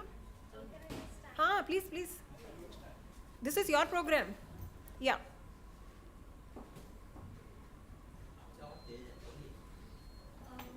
Ma'am, I think because of the conventional teaching, theory-based, we are more of theory-based, and research-oriented mindset is not there. We are more into just passing the exams. Yes. That is one point. Please, he also wanted to say something. Please hand over the mic. And I think lack of awareness or lack of educational purpose, they are very good. Uh-huh. Okay. So you realize that this such programs should be more and more frequent? Not only that, you should be visiting different places of research. Anybody else want to add? वो पीछे से of करके उसको वहाँ दे दो. So that is something, with keeping that in mind, we are having this. Okay. So if you just look into the topic I was given to talk on the Nobel Prize for thermosensational research, right? So as you all know that this is a young investigator development program. For last 2 years due to the COVID it could not be held. But in the previous one, I was fortunate to be the part of the program.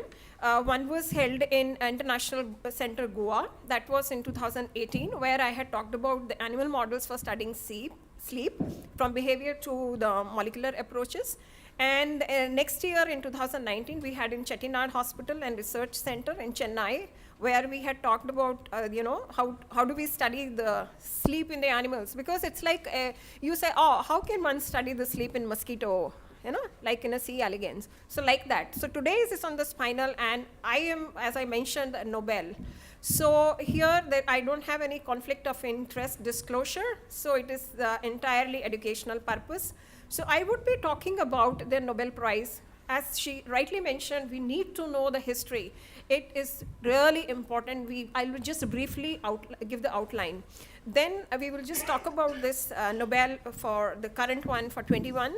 And then I will just give you a brief about how this, in this area, the research can be held or in the different models and why it is a concern, and I will conclude.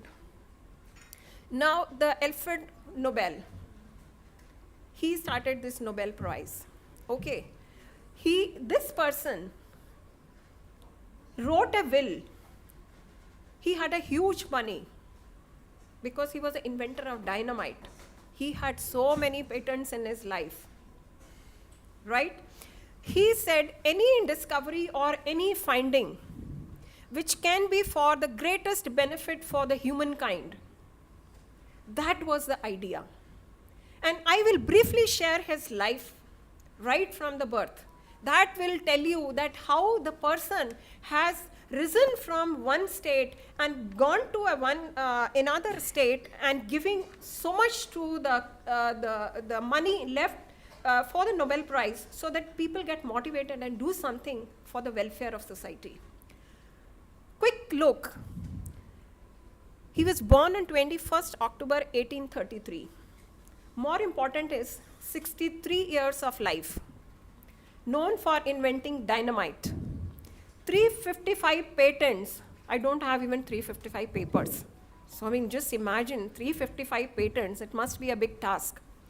By profession, multidisciplinary. He has been a chemist, he has been an inventor, he has been an engineer, he has been an entrepreneur, he has been an author, he has been a businessman.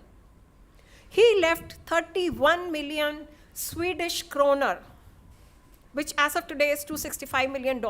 So there is a committee who decide, and they find the suitable person whose finding is suitable or giving maximum benefit to the humankind. Okay, just let me go back to his life. As it is already shown, born on 21st October. The year he was born, his father, Emmanuel Nobel, he got bankrupt.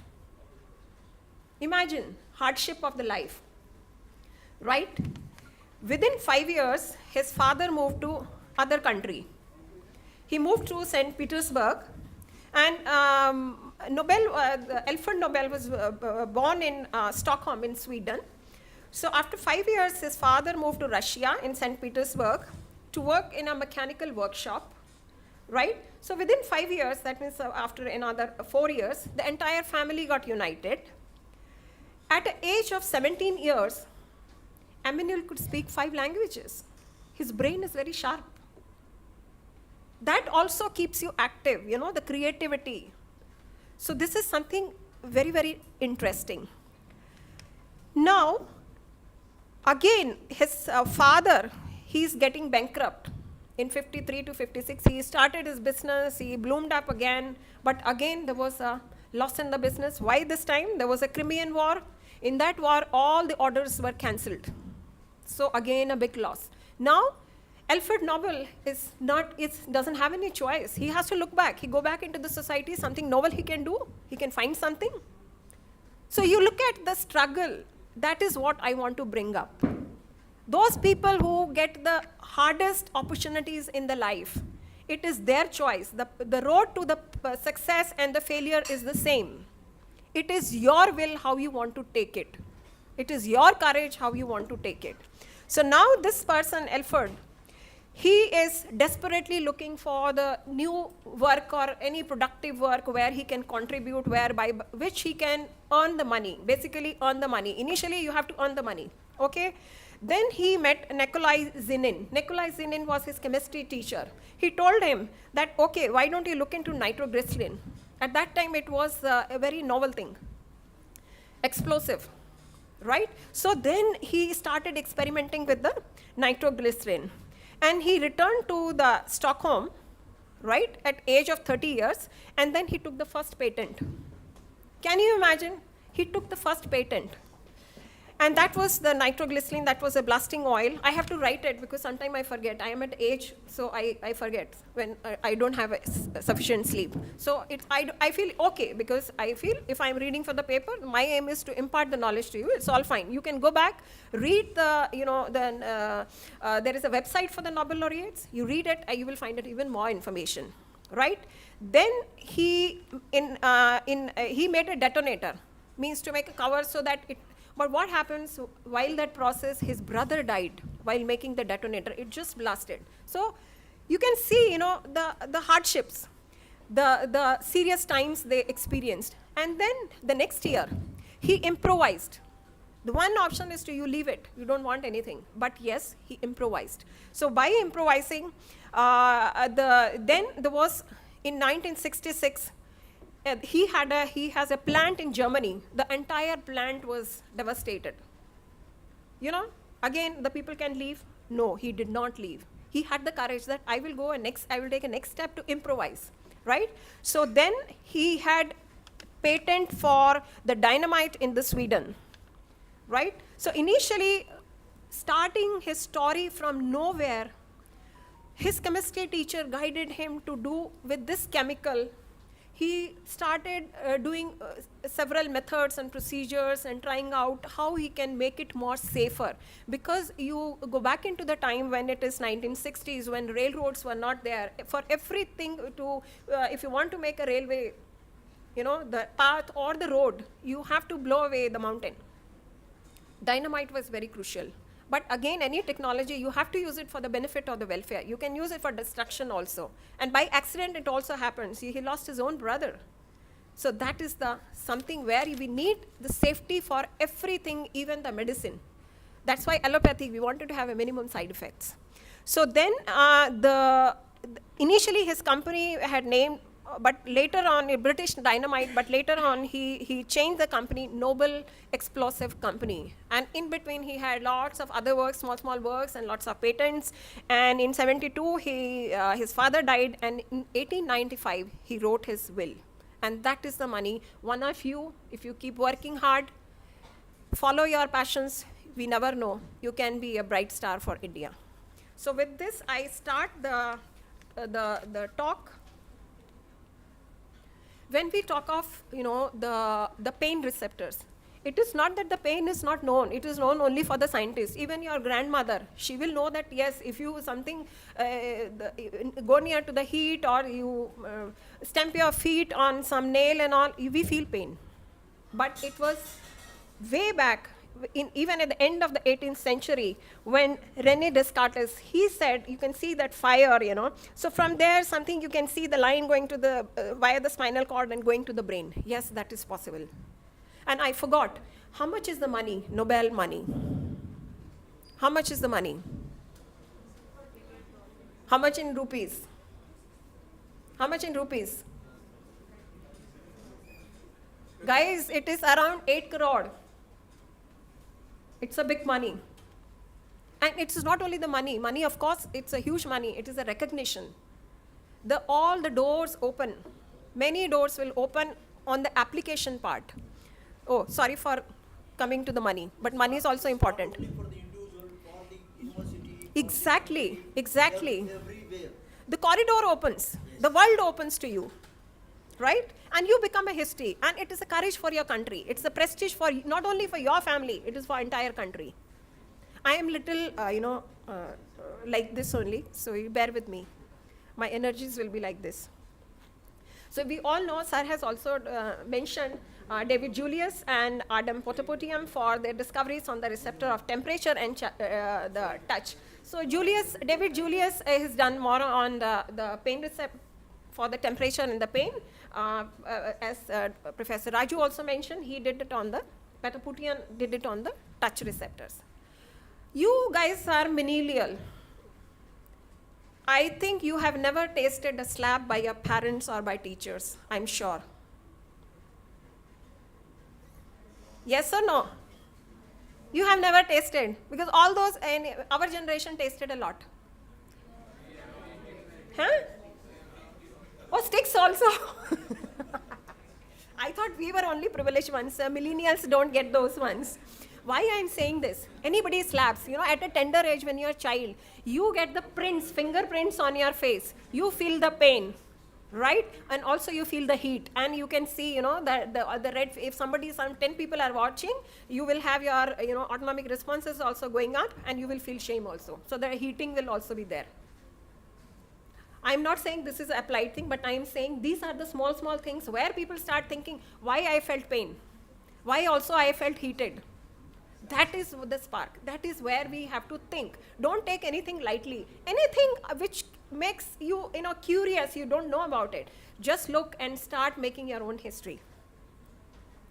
Now this is, I am taking from when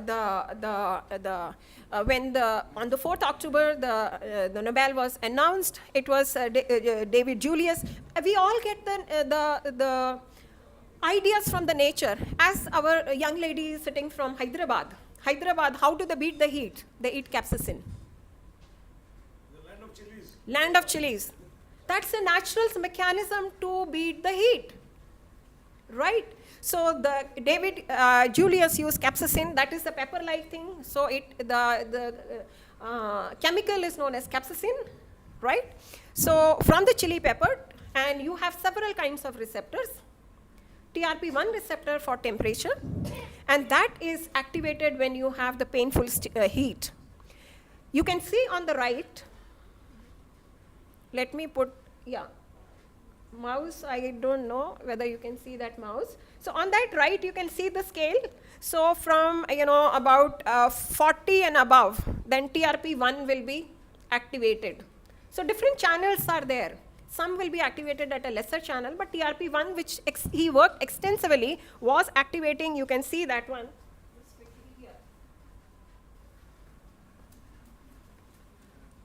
Right? And then once it is activated, then the information is sent to the brain. So he found the receptors for that. So that electrical signal, because we all know what is a neural code? Neural code. Neural code, my dear, neural code. Yes? Action potential. As simple as that. So the message has to go to your nervous system via the spinal cord. It's like, that's why we call the spineless people. Who are those spineless people? Who don't think rationally. That is another aspect. So then for the touch receptor, the second one was the Potapotium used the cultured mechanosensitive cells. You look at his passion, you look at his spark. He used the gene silencing. technique whereby he used that candidate gene. He took one, and you can see the cell on the top, okay? You apply some mechanical force and you just measure whether something happens to the cell or not. So he tried several, he used this technique, gene silencing, taking one gene, another gene, another gene. He tried 70, 75, and ultimately he found one. And that was piezo. Piezo in Greek word, that means pressure or push, right? So then he found that, yes, this is something. So these things don't come in one go. Such, findings, if you think that I put something in the test tube, something will come, no. Sometimes you have to struggle, sometimes it may come faster, but not always. That is the lesson you have to learn. So that should be, your research should be passion driven. So in that, then he said that there are two types, piezo 1 and piezo 2. Once these are, when you all know that you have studied in the first year of physiology that when for any particular receptor or threshold stimulus is given, it opens the channel and then you have the response coming up. So this is the piezo 1 and piezo 2. That is why, like I tell the mother slapping or anybody slapping, that is one. And then also there are the softer one also, that mother's hugging. When mother comes that, oh, don't worry, that also is a touch, the feeling of touch. I think in the first year, everyone would have studied the somatosensory system, where we see how the different sensation from the skin, from the muscles, how it goes to how it is processed to the brain, to the somatosensory cortex. So that TRP1 for the heat and the pain sensation. So message is going to your brain, regulating because we are homeotherms, the core body temperature. Then you have inflammatory pain, neuropathic pain, visceral pain. You have interior receptors within your stomach, right? Then you have the protective reflexes into place. So the translational component is very wide. On the other hand, piezo 2, you have a touch and proprioception. Proprioception, you all have studied just now, your position in the space and time. You are sitting, but you know where my head is. You know where your leg is. Subconsciously, your body is estimating minute to minute. When you have to see here, your neck is automatically sending the signal to your brain, where is your head, where is your eye position, and so on. So that is, and as sir has already mentioned, Professor Raju, that Charles Sherrington, he started with the neuron, and you guys can hear sometimes when you have free time, you should hear to the Nobel lectures. They are there on the website.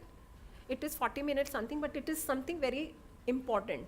Everyone would give you another aspect. The same topic can be taught by a different person, so you never know which one will give you sparks and more information. So from his Nobel lecture was inhibition as a coordinated factor, and to the recent one, discovering as how we sense temperature and touch. For 2021 medicine Nobel Prize, David Julius and Adam Patapotian found the nerve cell sensors for heat, cold, pain, and pressure, right? And the thing what Julius said, some of the great advances in the medicine started off with the people just following their curiosity without knowing in advance that they could one day be useful. Very first day you do something, you may not know exactly that it is going to have, the benefits now. Like in the mutual fund, sorry for wrong examples, may be wrong, but you don't have the profits immediately, right? Same way, you follow the curiosity that yes, this is something, it may be small, it may be big. Small and big are immaterial, these are relative. You don't have to go into those statistics. But follow your mind. If you want to have some answer for something, if it is already known, it's good, you will get it in the literature. If it is not there, try making little experiment, either if you have the infrastructure or just explore. In digital world, it is very easy. And today's connectivity is there. Even the labs abroad, they like those people with the spark. But don't give the ideas abroad. First try here, right? The ideas is very important. Now this picture, I think you may have seen in your first year class. in different textbooks you may have studied, but different books will give a different representation. So this is basically, and you see the information going to the somatic area or the somatosensory cortex right on the top. And that is, you see from the skin is our biggest organ. And that is a big interface between the environment and this. Anything, even the airflow, everything is being sensed. So whether it is a pain or cold, you have the free nerve endings, or you have the pressure, you have Pacinian corpuscles, or you have for the touch, you have Meissner's corpuscles, and so on. And from the muscle and the spindle and the kinesthetic receptors to give you an idea about the proprioception. So this is something you are very, very familiar, which you are seeing this picture of the diagram of the skin right from your 8th class, where you can see the Merkel's disc right there. You all are familiar. And then you have the Meissner's corpuscles, and then these are at a different, and the beauty is that these are all labeled lines, means every receptor will be activated by a different stimulus. It is a threshold for that. So with the adequate threshold, it gets activated and the information goes. And also, you all know you have a sensory homunculus. Every information coming from every part of the body, brain detects, because there are the maps for that. You have already seen the somatosensory homunculus and the motor homunculus. I think all of you must have studied. Yes or no? First year they have finished, no? Oh, recently? Okay, then it will be even better. Because now, हाँ, तो वो तो बहुत ही अच्छा हो गया, क्योंकि अभी आपको तो एक हो गया ना, स्टार्टर मिल गया, गाड़ी का स्टार्ट हो गया, तो अब तो बहुत अच्छा होएगा. You will understand it very nicely. Good. So then I think if you are going to read, then I will skip. If I have, skip कर देंगे, because then you will see the pathways. That for the pressure and the touch, you have different pathways. That is shown on this is a diagrammatic sketch. That is shown on the left. That is called the dorsal column medial lemniscal pathway, where the information is coming from the dorsal motor neuron, right, through the different fibers. You will also study the different fibers. Some are fast, some are slow. Like for the pain, you have, the A delta and C fibers. These are unmyelinated and very slow conducting. You will also know why some are fast conducting, slow conducting. That is all known. You will study in your first year. And then on the spinothalamic pathways, that is shown on the right side. So this basically picture is a diagram which is from the skin going to the spinal cord via dorsal column, decussating at the level of the medial lemniscus, via thalamus, how it is going to the cerebral cortex. So you see both the two pathways. I think in the first year you will have to remember this also. So this is the same thing, but here we are showing in the transection of the brain. So you can see from the spinal cord, from the dorsal column, information is going to the medulla, and then to the via thalamus, the VP nucleus of thalamus, and it is going into the primary somatosensory cortex in the parietal lobe. And the other one, spinothalamic path, where from the spinal cord it is going to the other contralateral side, and via the spinothalamic tract going to the thalamus, intralaminar, and the VP nuclei, and it is going into the primary somatosensory cortex, which is S1. Now I will just give you a flavor of why we named it sensational. What is sensation? Right? One is sensation. For any noble discovery, there are two aspects. One is that you find out either the discovery of the receptors or identification or the molecular mechanisms, and then once you identify, then you also have to have a validation, whether how it works in the system. That is the second, or the functional validation. I will draw your attention to one of our paper which was done in 2005. One important thing also would be for the youngsters to be also updated. Make a habit of making at least 30-40 minutes to read what's happening in the world. Don't sit one day and read too many things, but it's like just like a passion, reading a few things in the world, what is happening. And then what we showed that in this case, the functional validation was done much ahead. We published in 2005. And for the heat, it is very, now sometimes we are all in the developing nations bracket. We can have, we don't have so many resources, but sometimes you have very important tools in your hand. For example, capsaicin is one tool. If you give it at a high concentration, at different age, you can have a knockout of the capsaicin receptors itself. So what we did, we give it in a neonatal. Rats have a gestation period of about 21 days, right? And they take about another 21 days before weaning. That's a nursing window. So if you give capsaicin at a high dose, subcutaneous injection on day 2 of the birth, your peripheral warm receptors will be knocked out. So you call it a knocked out receptors. And then you expose it to different ambient temperature and then to see whether what happens to their sleep, what happens to their thermoregulation, because being a homeotherm, our sleep and thermoregulation are closely related. So I'll just give you a flavor. I will not go into too details, but I wanted to give you a flavor. For example, you have created this peripheral capsaicin knockout. Now you expose this animal to high temperature and a low temperature and see what happens to their thermoregulatory ability. For example, the top figure, on the bottom it is this time scale which is shown on the lower one. We started from 11, 11:30, 12, 3 times when their temperature is taken, rectal temperature, in the control state, and the arrow shows the time when they are exposed to cold temperature. So the 6 degrees when you compare, and the lined ones, it is the controlled animals in which no knockout is done, normal control animals. So as compared to the control animals, you can see that the drop there is much faster. You can see the upper one. It should be going parallelly, but it's not going. You can see that at 2 o'clock, it is going faster, dropping faster.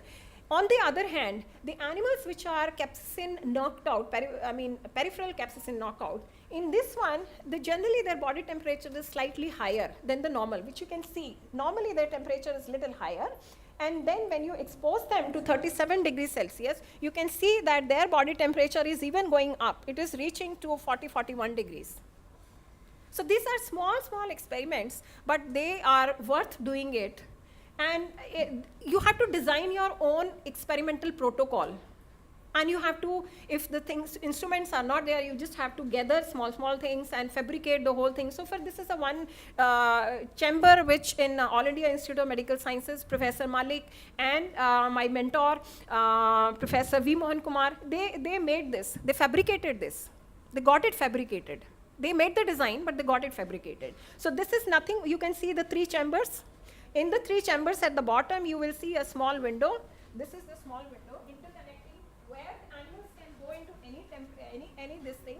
And you have a vibration sensor at the bottom, so you know where the animal is, for how many time it was there. So then on the you have a telemetric receivers. The electrodes were implanted into the skull, and telemetrically wireless sleep was recorded. You can imagine wireless sleep in the animals, that too in 80s. That was first time in the country. And then their sleep and how many times they stay where, it was recorded. So these were the thermal preference studies. So I think I can skip the details of these experiments because these are already present. Because there are other speakers also, they will speak. But I tell you, based on, I wanted to give you a flavor that if you want to know any solution to the problem, first identify the problem, then make the network, how you can study that, make your own protocol. And every year, with more and more experience, you will be able to realize that many things are known. Then you search a new one, right? A new problem. It could be ignored by someone out of, negligence or whatever. But still, small problems can be solved and can give you in totality a big thing. So I can skip these detailed ones. And I believe in that prevention is better than cure. So we have recently written a book, Sleep Wisdom for Children as Nature's Symphony. So this is a cartoon book.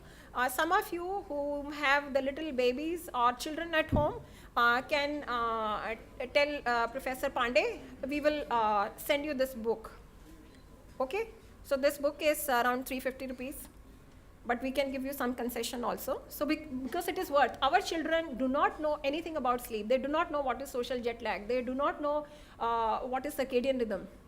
They should be knowing. It's a donation to science. It is our contribution to science, more awareness, because When they buy, it will be donation to science. Yes. It will be a contribution to the society and to you. Okay, thank you very much for kind listening. Thank you.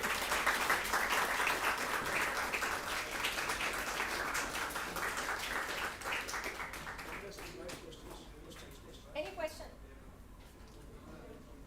You have some question? Huh? Who wants to walk? Huh?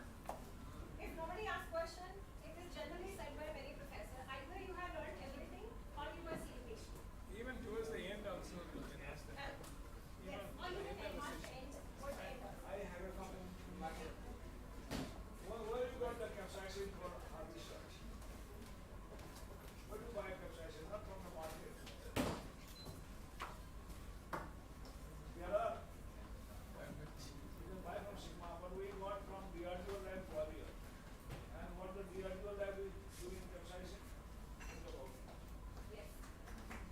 Because our army people, extreme cold, extreme hot, they are working. So that this area is yes. Sir, I'll call you, sir. Yes, sir. वो सब भागे लोग क्या? Sir, वो washroom वगैरह जाता है. I don't know. 5 minutes break. 5 minutes break, but somewhere fast. Although we want to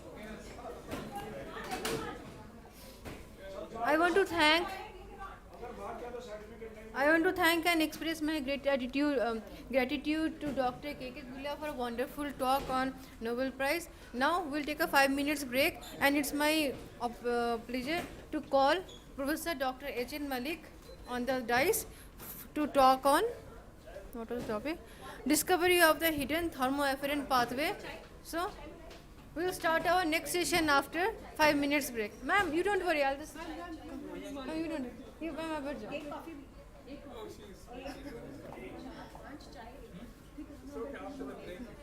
So after the break, we'll start with our next session with Professor Dr. H.N. Malik.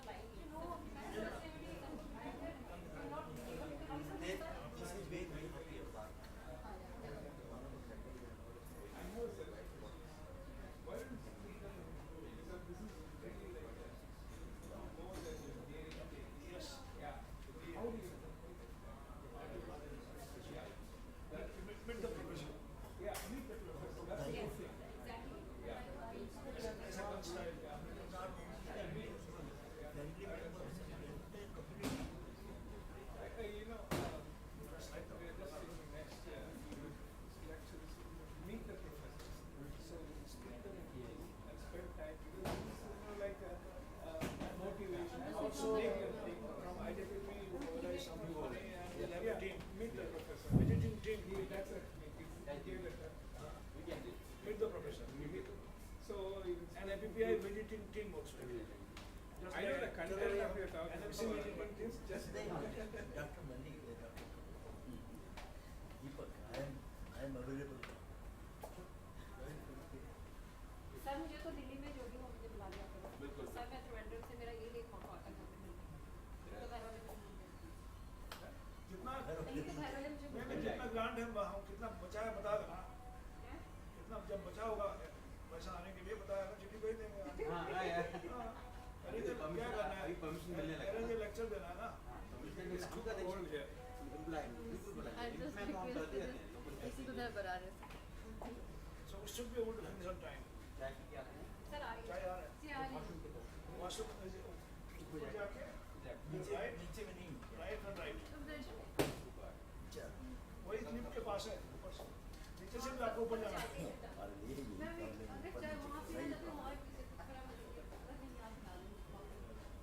बोले है ना अगर नहीं आ रही तो हम चले जाएंगे। जल्दी बोलो।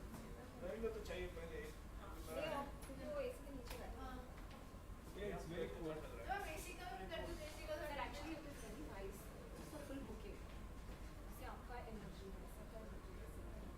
Comes a bouquet. We can't live up to that yardstick. क्या sir, क्या sir? क्या क्या बोला क्या क्या I learned from you only. Noble talk. दे दिया Yeah.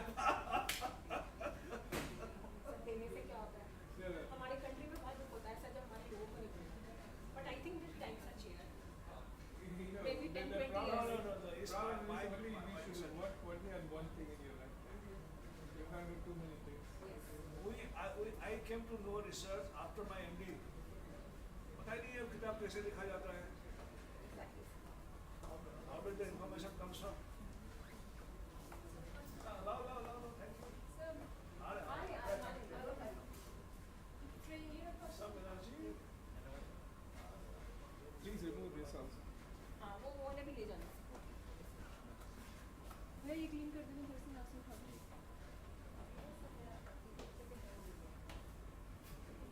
मैं बहुत दूसरी हूँ, मेरा है नहीं। मतलब आधे घंटे के शॉर्ट नोटिस पे मेरा क्या हो जाता है? सीधे पे मैंने 3 दिए थे सर। कंठा भी रिसीव किया था, कंठा भी मुझे तो नहीं करता। बहुत बुरा आता है। और पानी की बॉटल वो लिया यहाँ पे ना 5-6। अभी तो ग्लास में रखा है. 5 पानी की bottle.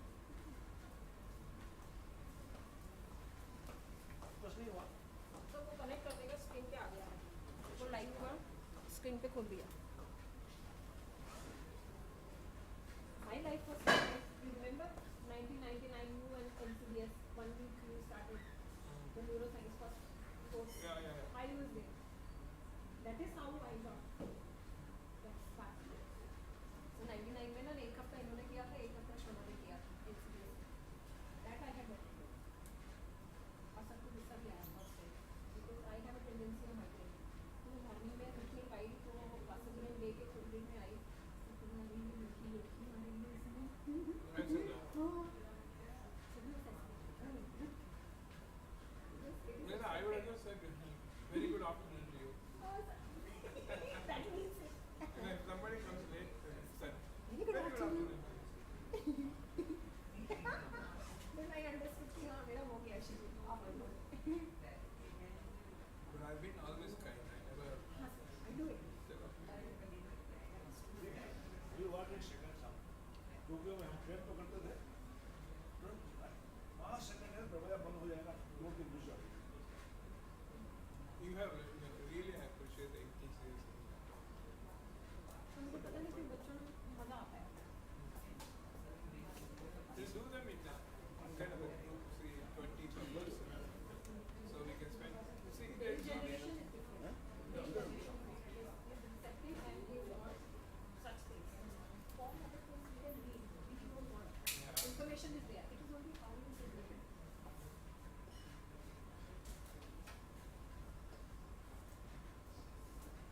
So, after what you get. Are you going to give any concluding tech talk?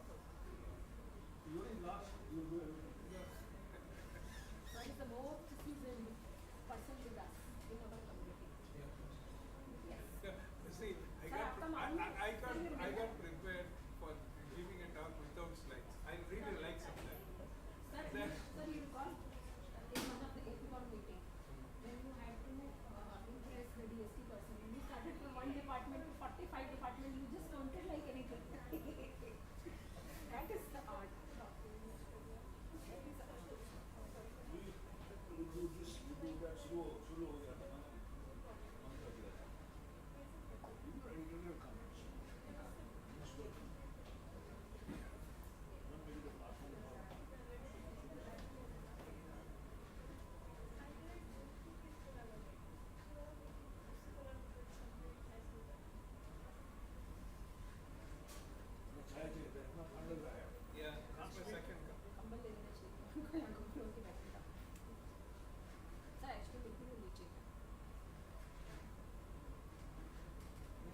more powerful. And it's a small computer. Sometimes then I realized I should have got the specs. It's a mini laptop.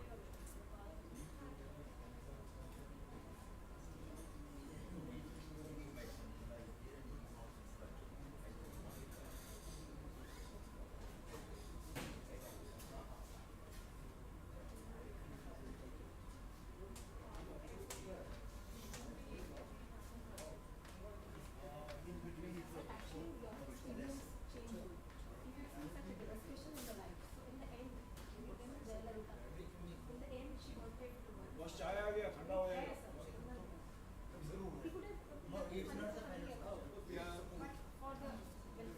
Activity होता है ना. You know, his Feel little. son-in-law was more impressed by father-in-law than his daughter. वही अभी बात Yes. कर रहे थे देख के थोड़ा Yeah. होता है कि deformity is increasing. No, I'm not talking about that. I'm just saying, his daughter, Deshpande sah's daughter married an orthopedician.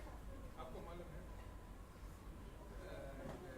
The proposal came because he was a teacher where Deshpande has started. He was more impressed by father than yeah. Good, good. Yeah, I see. No, I अरे इसका father से तो थोड़ी शादी करना है. अरे sir challenge तो है ना सर, कड़ी तो है, स्ट्रॉन्गेस्ट कड़ी.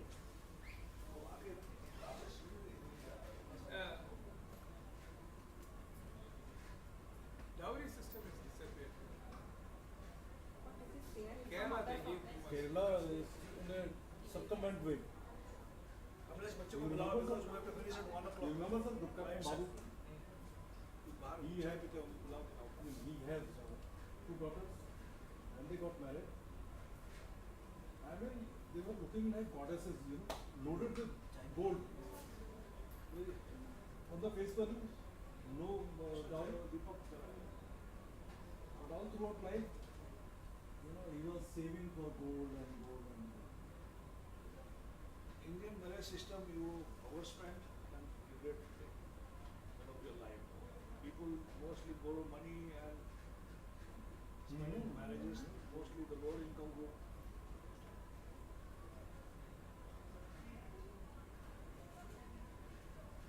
The marriage market is so big.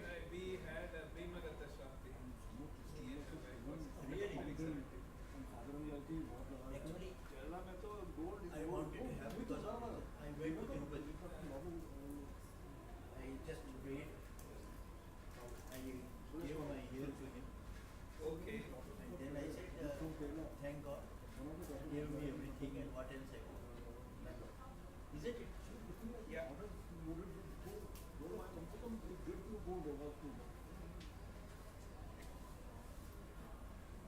Vimat sir. 70th birthday traditional celebration. Typical, you know, during marriage also, sir. Yeah, it's like a You second will be, marriage. you will be, You will only second marriage, almost second marriage. Yeah. almost That's my. with a dhoti, right? And the lady will be with full, My wife did not wear. not on this day, but Yeah. when they get married. Nice, sir. That's my daughter. 50 years, correct? 70 years. No, my 50 marriage years. is married 46, 45. So celebrate the golden one. Because we all sons also got united from my father. हमारा भी दूसरा शादी है. Yeah, temple Kana. What age? My daughter. Same temple. What age? Why?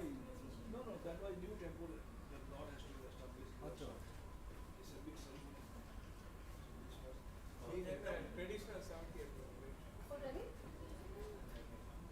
Fantastic. Oh. Yeah. Wow. This was some anniversary. Yeah, 70th birthday. And we do a traditional style. Saptami. Bhimaratha Shanti. That means we should want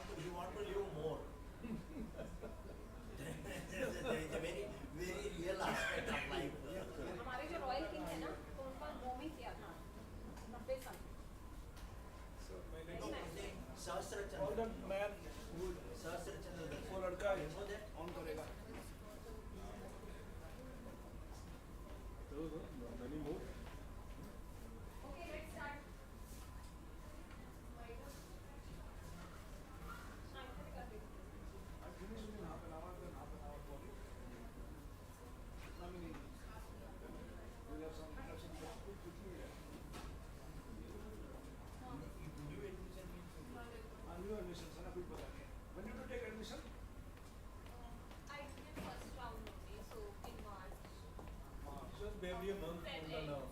First semester and second semester it was written.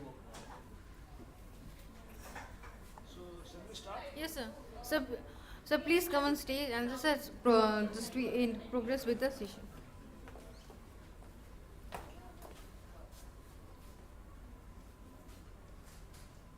Sure.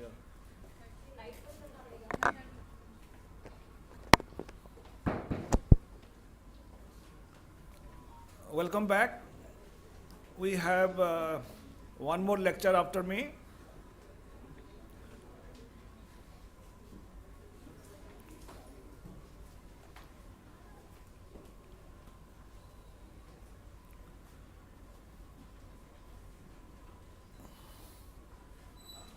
Basically, when we organize this kind of symposium or workshop for you, we go on a theme. So this time we are working on spinal cord.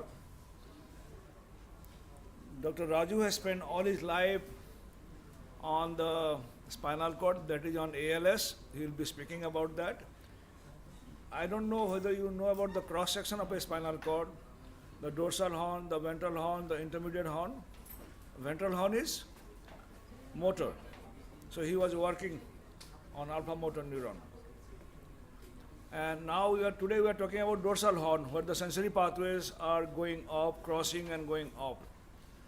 And also we talk at the periphery, where the sensation is received and transduced into electrical signals, and we are talking at the molecular level. Now I'll be talking about a pathway which we do not know, not described in textbooks, and many things lacunae in the textbooks. What our teachers are writing textbooks day by day, and what is lacking in that books I'll bring out. And I'll also talk about some techniques. Let's see, you may be benefited a little bit out of this lecture. कौन सा है वे दिखता नहीं है कुछ यहाँ दे रहा है. I have few questions.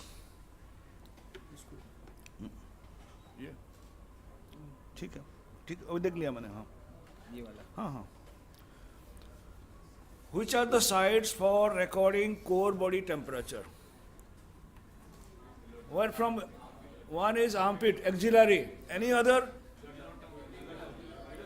Below the tongue, sublingual. Any other? Rectal, yes. Or? Tympanic, very good. और एक रह गया. Esophageal. If I ask you, why do you record below the tongue, do you have the answer? Why do you put the thermometer just below the tongue? Have you thought about it? या master जी ने बोल दिया लगाने के लिए वहीं रख दिया. Then rectal temperature. Why do you put the thermometer in a very inconvenient place filled with fecal matter? But that's the gold standard. Do you know the answer? Why do you put it there? That is impacted within the fecal matter, so how will it record the temperature? But it gives correct core body temperature. Find out the answer. What is the rationale, the question I have asked regarding recording of body temperature from rectum? How do you record brain temperature? Any answer? Just think about it. How can you approach the brain and record the temperature?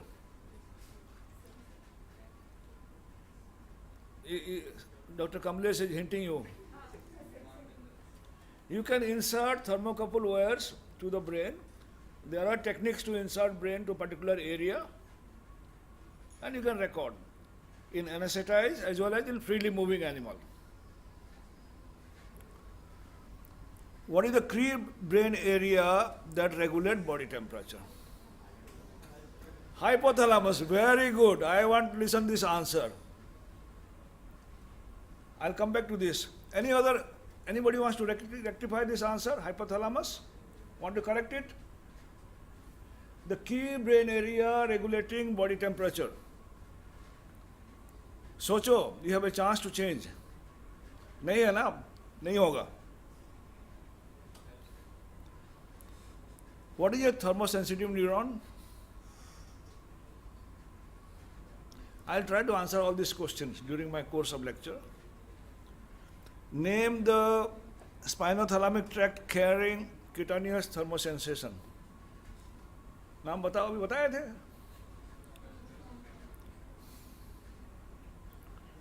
Have you heard about a thermoafferent pathway for thermoregulation? The pathway which was described, that is basically for thermosensation, but I'll be talking about the pathway for thermoregulation.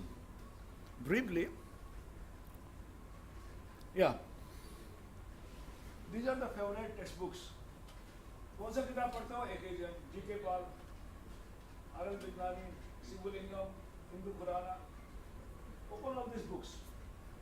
Just open all these books and let me know which is the brain area that regulates body temperature. It writes either hypothalamus or anterior hypothalamus or posterior hypothalamus. Posterior for heat production, anterior for heat dissipation. These informations are absolutely old. You are not able to give the key answer for the thermoregulating area, the main area. This is the irony of the day. Nobody challenges these people. They are the celebrities in the market.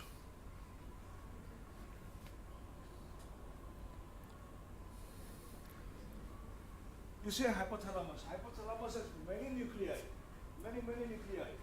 Anterior, posterior, medial, lateral, ventral, so many nuclei. So how can you say temperature is regulated by hypothalamus? Although it is a very small structure, it has many nuclei. So you cannot say hypothalamus is the regulating body temperature. We have more precise knowledge. What do you see there? POA. That's the preoptic area, key brain area regulating body temperature. It is also involved in sleep-wake cycle, also involved in sexual behavior. Preoptic area also is divided into many parts. So preoptic area is the key neural structure for regulating body temperature. Go and tell your teachers and friends that these books are wrong, not up to date. I'll be very happy if you can say that. Here you can see the preoptic area divided into lateral, median, ventricular. So we are concerned about these three areas which regulate body temperature.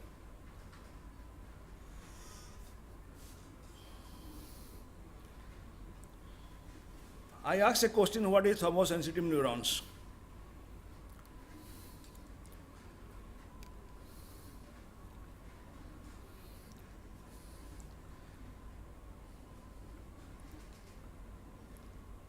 The thermosensitive neurons are generally defined as the neurons which respond to local temperature. What do you mean by local temperature? You have to change the temperature of that particular neuron within a range of 35 to 41 and with a Q10 over 2. You will find out the answer what is Q10 from internet or wherever. They respond to local heating and cooling. How do they respond to local heating and cooling? You have to approach the particular area, use a thermode, irrigate with either cold water or warm water. This kind of old techniques are available. Nowadays there are different techniques. You can stimulate that neuron either by cold temperature or warm temperature. Not only that, they respond to remote temperature. Remote means the skin, the viscera, they respond to peripheral temperature. Local as well as peripheral.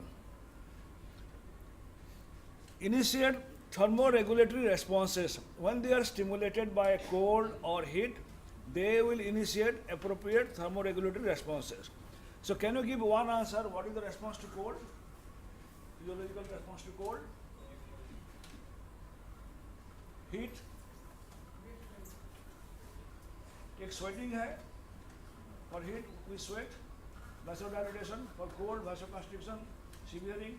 These are the thermoregulatory responses to bring down your temperature to normal level. Natural mechanism.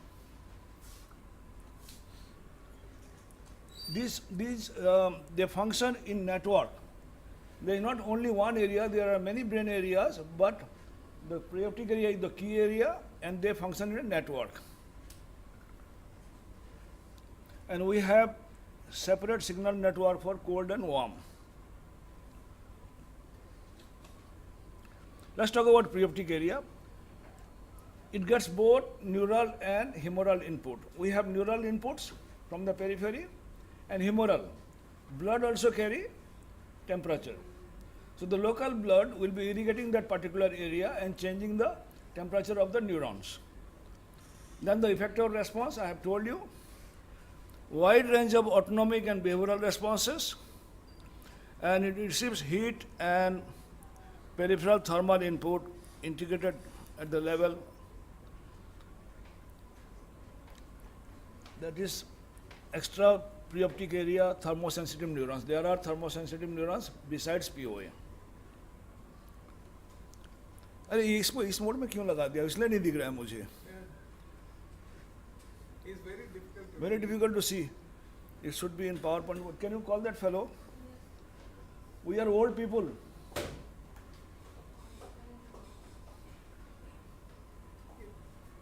doesn't come full screen. It's coming on that in the on the mode. Edit mode. Anyway, no, here you can't see. It's very difficult to read in a full screen, PowerPoint screen. नहीं आ रहा है. नहीं आ रहा है. नहीं आ रहा है. Because you know. इसमें फुल स्क्रीन में क्यों नहीं आएगा? फुल स्क्रीन करो. PowerPoint प्ले करो. हाँ ये लगा और मारो ना, क्लिक करो. ये आएगा. नहीं दोबारा. सर एक्चुअली ये फुल स्क्रीन ये इसका सॉफ्टवेयर ही है. अरे यार भैया कहाँ से उठा के लगाए लैपटॉप, अब पैसा ले रहे हो यहाँ. ये असली ऑफिस नहीं है. पहले ही बता देते. When you have pirated software, you won't. हाँ. They are very smart these days. We come all the way, prepare our talk.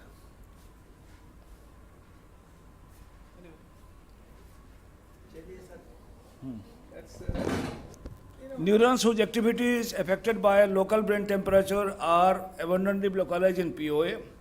POA are neurons activated by local and warm temperature. Warm sensitive neurons exhibit tonic discharge in thermoneutral temperature. What do you understand by thermoneutral temperature? Understand, what do you understand by thermoneutral zone temperature? Note down this. If you don't find the answer, I'll give you the answer. The tonic discharge of some warm sensitive preoptic neuron is reduced by skin cooling as well as local preoptic cooling. Local cooling of the POA evokes brown adipose tissue thermogenesis as well as severing thermogenesis. And also local warming will do cutaneous vasodilatation, salivary secretion, evaporation of heat loss, also initiate sweating in human being. So these are the thermoregulatory responses. Therefore, we call preoptic area is the key regulating area from where you can initiate all the responses, and they qualify as a pure thermosensitive neurons.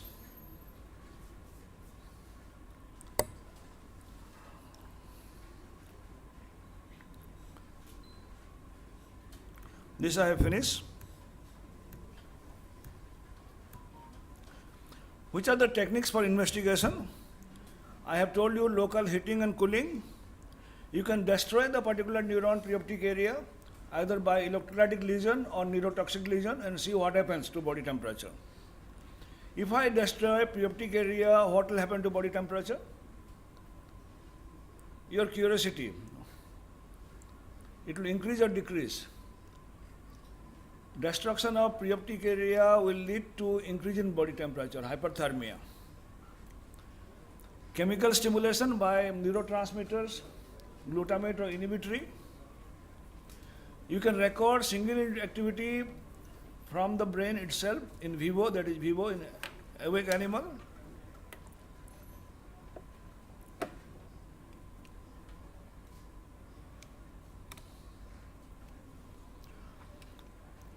The neuroanatomical tracing, we want to study the connectivity to know the network.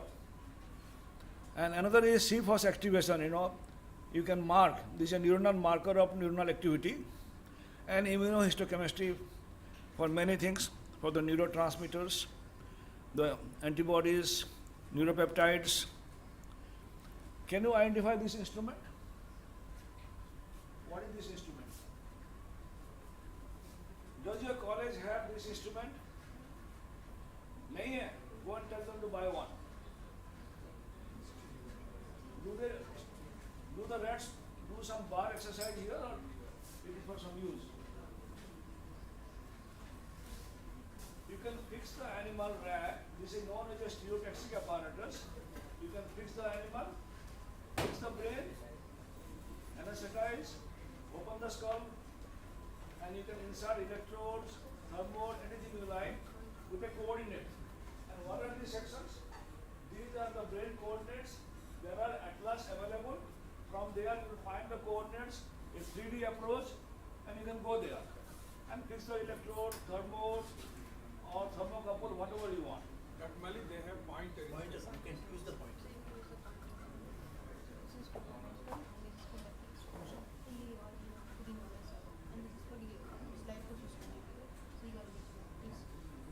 You have the brain sections, so you can find out the coordinates and have a 3D approach.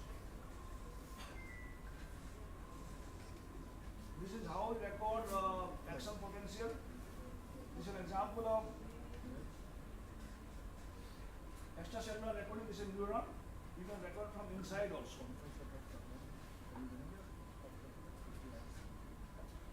But most of the information are from in vitro studies where the brain is taken out, cut into slices, and it is maintained in a bath, oxygenated and with Ringer solutions.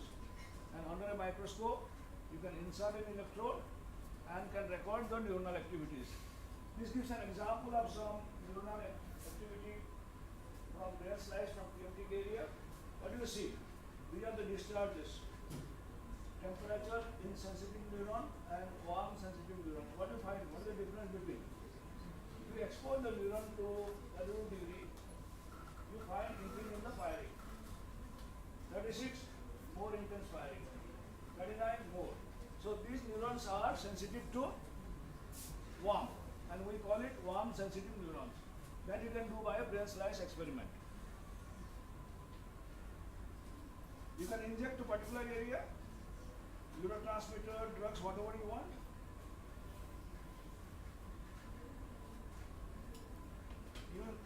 You must have learned about the structure of a neuron in your school. Cell body, the axon, and there are terminals. Why I have shown here? This arrow shows movement of information, the action potential, whatever, towards the terminal. They form a synapse and makes a connections. So there is origin and insertion. So it travels in the anterograde fashion. We call it anterograde. And in the retrograde. Why I am showing? Because the study I am going to describe is regarding the new sensory pathway for thermoregulation. So they have used tracer. A tracer can be injected in the cell body. This arrow shows injection of a tracer, and the tracer will be traveling toward the terminal. And you can level this by histopathological, histochemical examinations. And if you inject in the terminal, this will be traveling in the retrograde manner. So we have different kind of drugs. For example, cholera-toxin, if it is injected, it travels retrogradely. So from one end, it will be leveling. So you can know the connectivity. And if you inject, for example, Vesius vulgaris, that's an anterograde tracer, it will travel like that. So you know the interconnectivity between two parts. And also you can study the neuronal activity. This is the classical pathway where we are discussing this morning. This particular pathway, where it is terminating. Can you read this? And starting from nociceptor, pain receptors, naked nerve terminals, dorsal horn, process to the other side, goes in between thalamus. From thalamus it goes to primary sensory cortex. So it's basically for you feel the warmth or cold or the pain. the noxiostimulus. In between is the thalamus. I've been talking about a pathway. It is not, newly discovered. It is there. So this will be connecting to the preoptic area so that your thermal information is coming and the preoptic area is able to sense and produce thermoregulatory responses.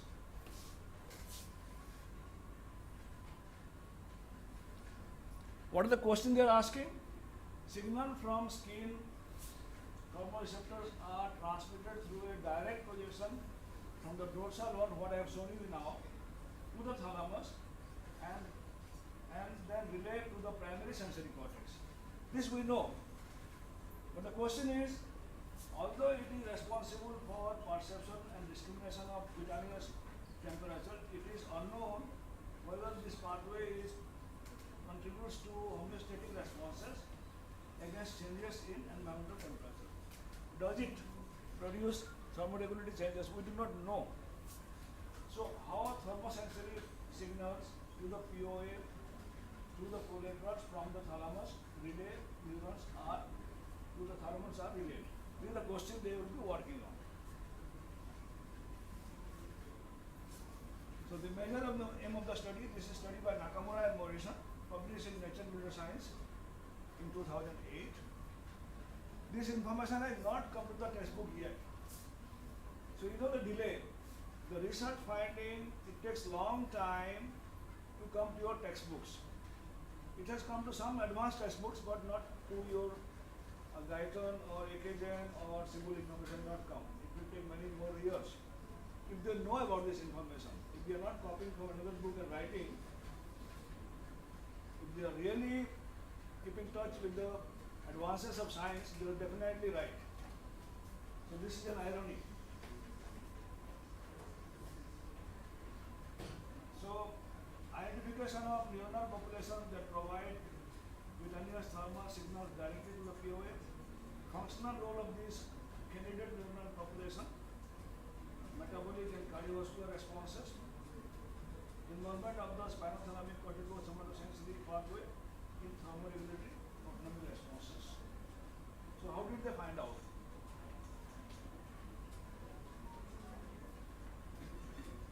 Here you see a very complex picture. I'll try to simplify. Here you can see the medial preoptic area, the median preoptic nucleus. The tracers are injected. You can inject the tracer and level retrogradely in the parabrachial nucleus. And you can inject in some other area, for example, in dorsal horn, and map the whole pathway. So what they find, they have labeled these neurons, the CFOS, the activity they have recorded, and they stimulated these particular areas. So the lateral parabrachial is innervated by the dorsal horn, and POA projecting activity neurons are activated in the code environment. What they have done, for this leveling, they have exposed the preparation to cold temperature. When they exposed to thermoneutral temperature, there were no responses. So the only difference was activating these neurons for their responses, either exposing to cold temperature or hot temperature. Then they were activated and they could map it, the neuronal responses. And by this simple thought, they have been able to map this pathway. This shows the preoptic area, the dorsal horn. This shows the leveling, CFOS leveling.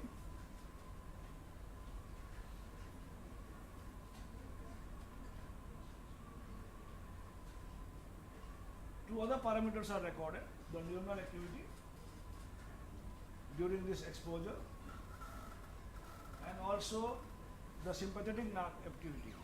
The brown adipose tissue, what is the importance of brown adipose tissue? We have heat production by muscle contraction and also by the brown adipose tissue, which is known as non-severing thermogenesis and by the muscle is known as shivering thermogenesis. If you have taken a cold bath, you must have experienced shivering. What is the purpose of shivering? That is trying to bring back your body temperature. So here we are recording the sympathetic nerve activity, whether they are being activated or not, in order to study the downstream pathway.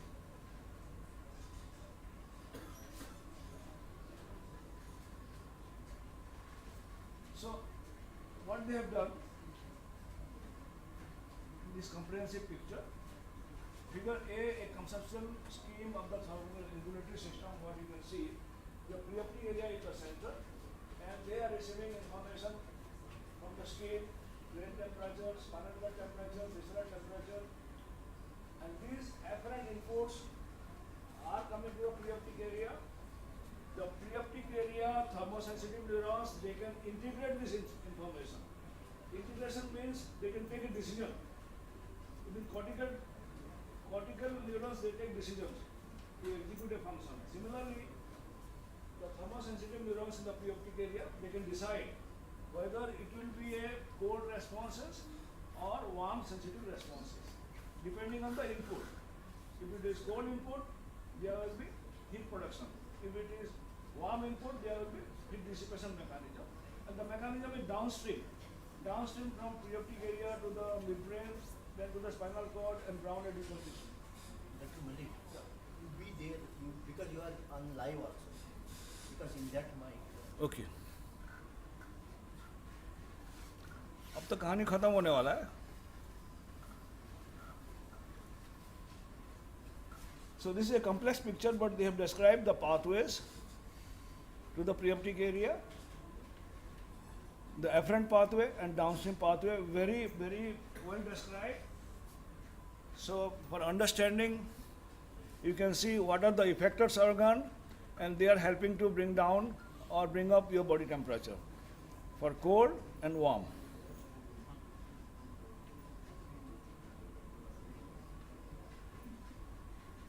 So by simple mapping anterograde and retrograde and neuronal recording and stimulating with thermal stimuli, they have been able to delineate a pathway which is involved in thermoregulation. They have measured the output in terms of behavioral responses, autonomic responses.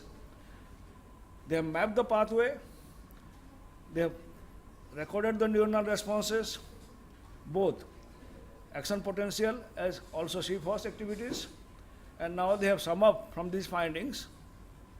What do they say?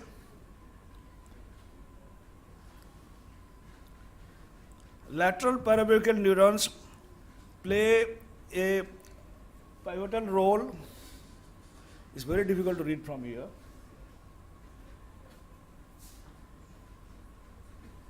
This pathway by glutamatergic, I'm not talking about the neurotransmitter involved. They transmit the cutaneous thermosensory signals received from spinal somatosensory neurons directly to the thermoregulatory command center, that is preoptic area. So when you go back, when your teacher asks you which area, say preoptic area. Don't say anterior and posterior hypothalamus. I have given you enough evidence.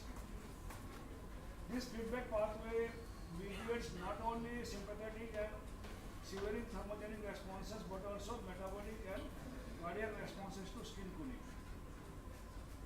And this thermoregulatory afferent pathway exists parallel with the spinothalamo-cortical somatosensory pathway. So it is existing up to parabrachial nucleus, it is coming together. From there, they are diverged. One wing goes to preoptic area and other goes to the somatosensory cortex. So we call it, they almost run parallel. And these findings make an important contribution to our understanding of both the somatosensory system and the thermal homeostasis, two mechanisms fundamental to the nervous system and to our survival. Why the study of preoptic area is important for you? Why do you want, as a doctor, you want to study preoptic area? Very simple answer, one word answer. It will be a day-to-day affair in your practice. What happened during COVID-19? One symptom. One symptom. Fever. So, you can generate fever by stimulating preoptic area. You can inject pyrogen. So, to understand fever, you have to understand the thermoregulatory pathway, the responses, and how it is organized. It's a very delicate and intricate mechanism.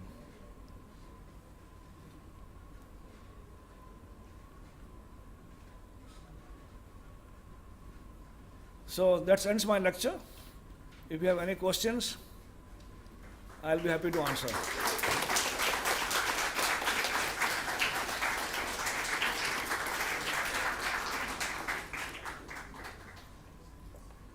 Yeah.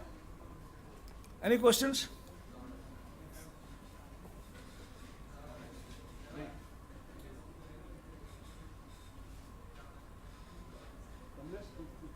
You can have some discussion towards the end of.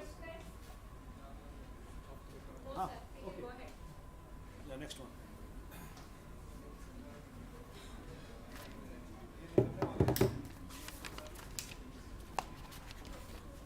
I want to thank and express my gratitude to Professor Dr. H.N. Malik, H.N. Malik for a wonderful talk. And now I would like to call on stage Professor Dr. T.R. Raju for a speech on spinal cord avenue for research, clinical research. So please come on stage.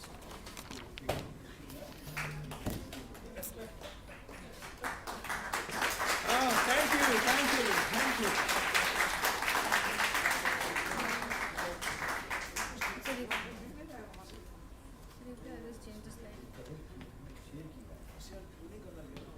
Yeah.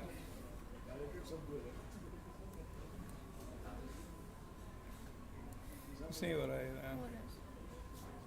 Okay, don't be nervous. Exit will do. Escape. Close here.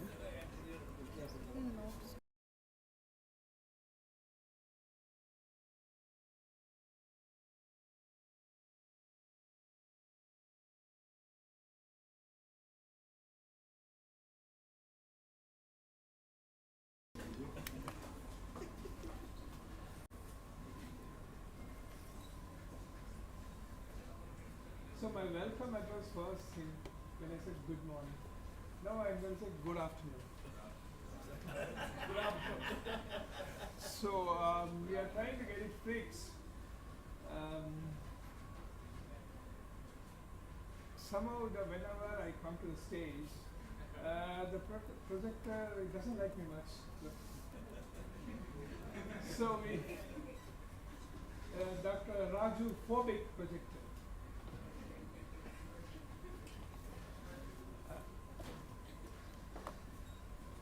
If I have to give a talk without slides, I think I need. I can load on my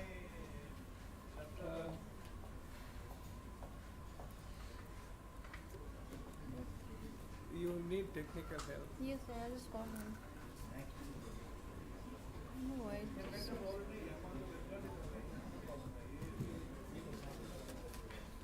Listen, what I'm going to talk to you today is our personal experience of doing research. What kind of research we intended to do? You know, you all must have heard about translational research. And that's a buzzword these days. So as a researcher, ultimately you strive very hard to do something which will make a difference to the suffering human beings. Am I right? That should be your goal.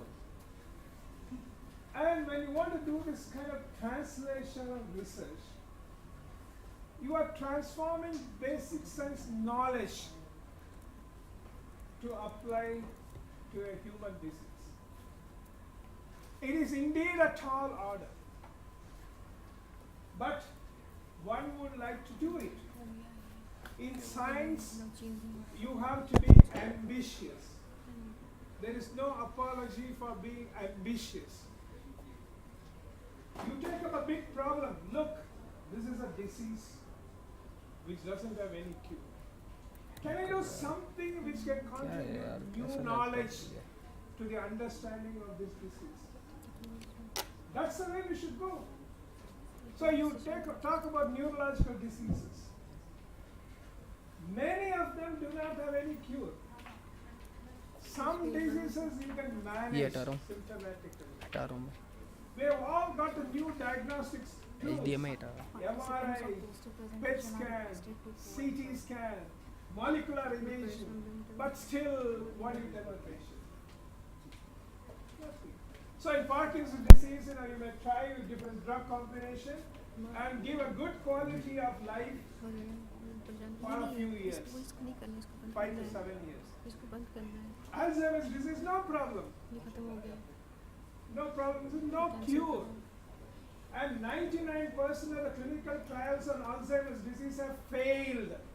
Cancel कर, इसे पे रख, So as a budding clinician, दूसरा phone ये वाला नहीं, whether you want to become a cardiologist or neurologist, you have to do the research. Laptop दूसरा You मंगाओ ये have to लैपटॉप काम understand the biology of the disease. कौन सा है सर का ये, Then only you are going to make a छोटे के difference. गुले भी नहीं है, So what we ये did was, एक सेकंड गुले भी नहीं है, again we have worked on a spinal neuron, spinal motor neuron. कौन सा है, That belongs to the Left. theme of this workshop.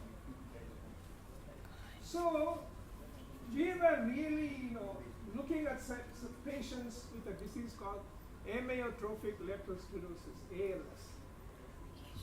There is no cure for this disease.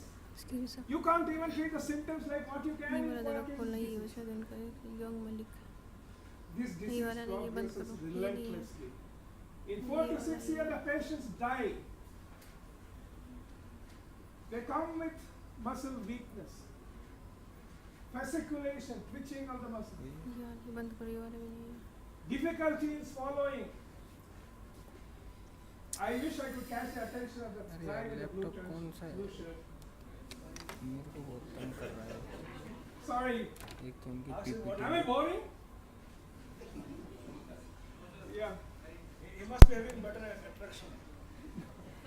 So, they come with muscle weakness, twitching of the muscle, fasciculation, difficult to ये swallow, वाला तो उनका था, difficult to speak. ये वाला नहीं है, Ultimately, they die of respiratory muscle sir वो तो कौन सा है paralysis इसमें, because the motor neurons, both upper motor neurons as well as lower motor इसका neurons are लैपटॉप affected. है ये So if the motor neurons are affected, the signals don't go to the muscles.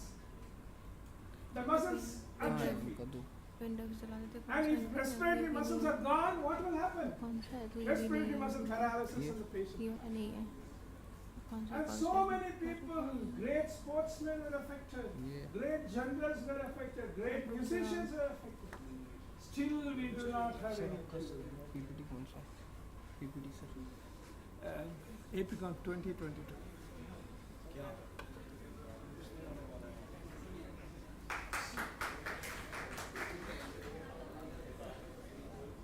चलो जाओ, तो Malik sir का है,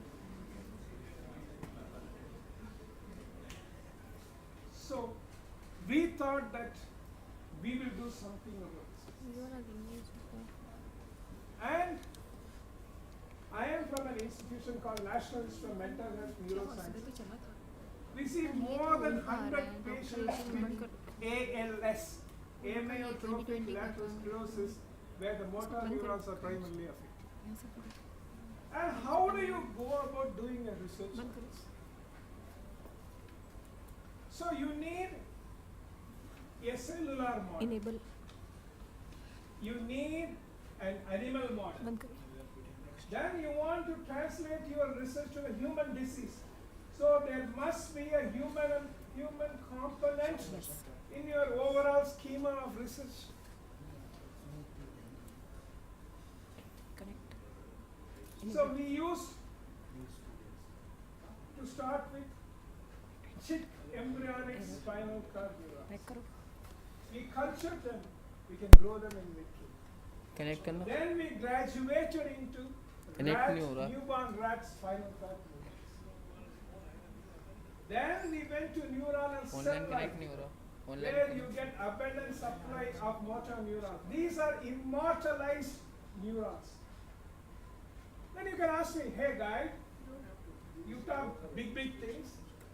You talk about motor neurons in human disease. You work with chick embryonic motor neurons. You work with newborn rat spinal cord neurons. To answer that, we have to graduate further. What is the next opportunity available? Stem cells. So you can get human embryonic stem cells, induced pluripotency stem cells. So these are human stem cells derived from human beings, normal subjects, or subjects with ALS. We can grow them in a culture condition. Then derive these stem cells into motor neurons. Derive these stem cells into astrocytes. Derive these stem cells into microglia. Derive these stem cells into oligodendrocytes. So all our cell source right now are from human beings. So we start off from animal and we go to human beings through the medium of stem cells. So, and this is our experiment model. Then again, the next vexing question you have to face is, oh, you are doing all these things in the in vitro culture system, you can manipulate. Do you have real in vivo model for this? Can I go? Oh, thankfully, sir. At last. Yeah, otherwise I don't know.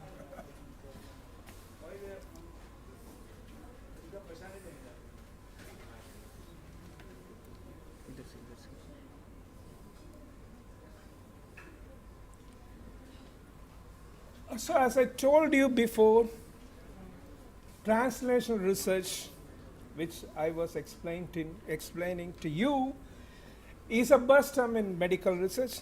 And I told you, as scientists, we always want to do something which will make a difference to the suffering of human beings.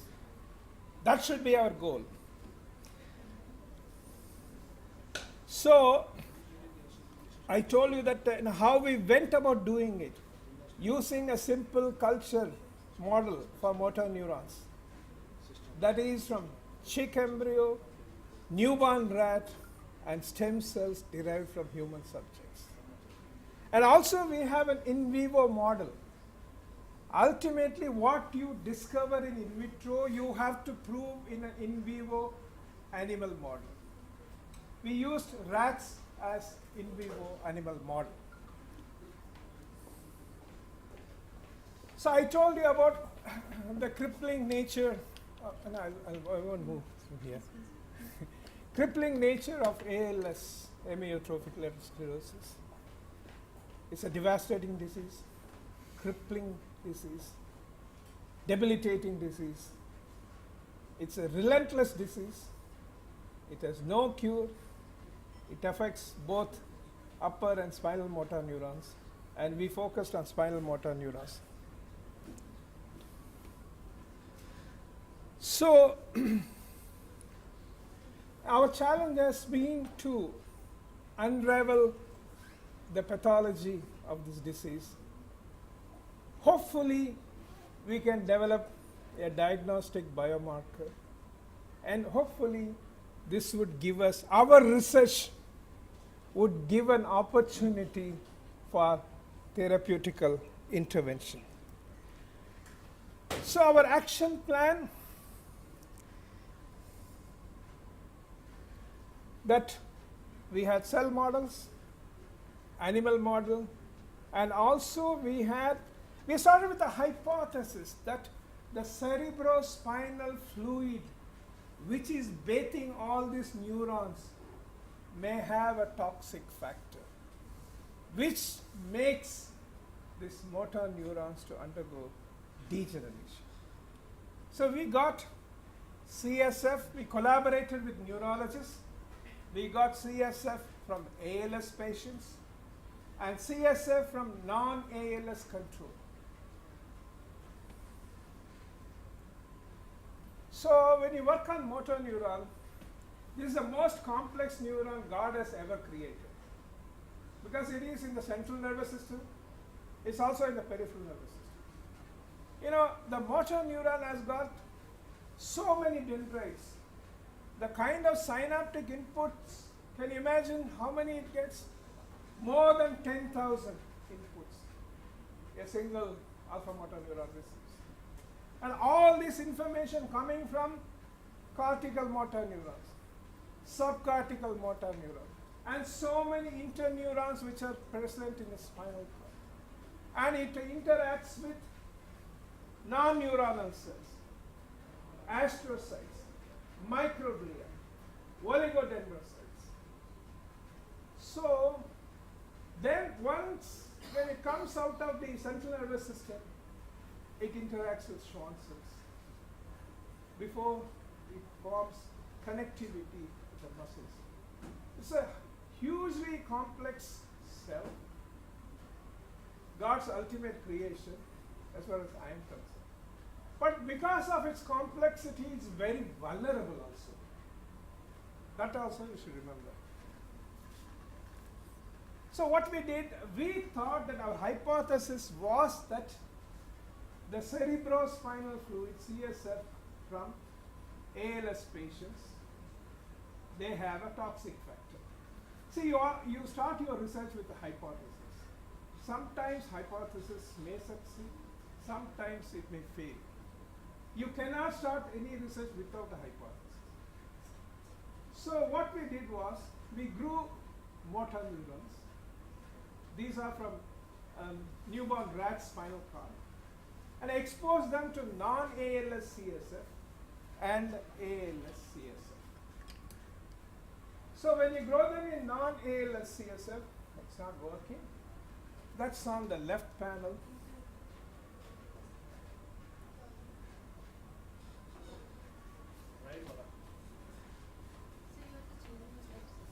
No, I want a pointer.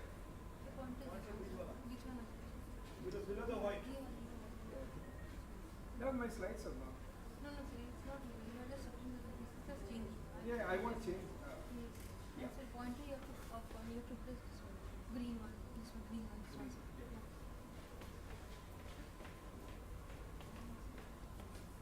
No, about changing the slides, I want to tell you a joke. So we were touring Russia in 1991. See, I'm an old man, you know, when I throw some years figures around. You know, at that time it was not Russia, it was USSR. You remember? Any of you remember USSR? So when the conference was going on, and you know, we had a manual slide projector, and the guy got used to it. Next slide, next slide, next slide, he would respond. When the Russian speaker comes and he tells next slide in Russian, and he doesn't respond at all. So he has to say, next slide please. So changing slides, you know, I am reminded.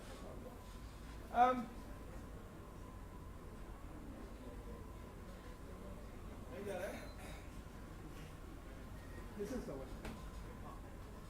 No.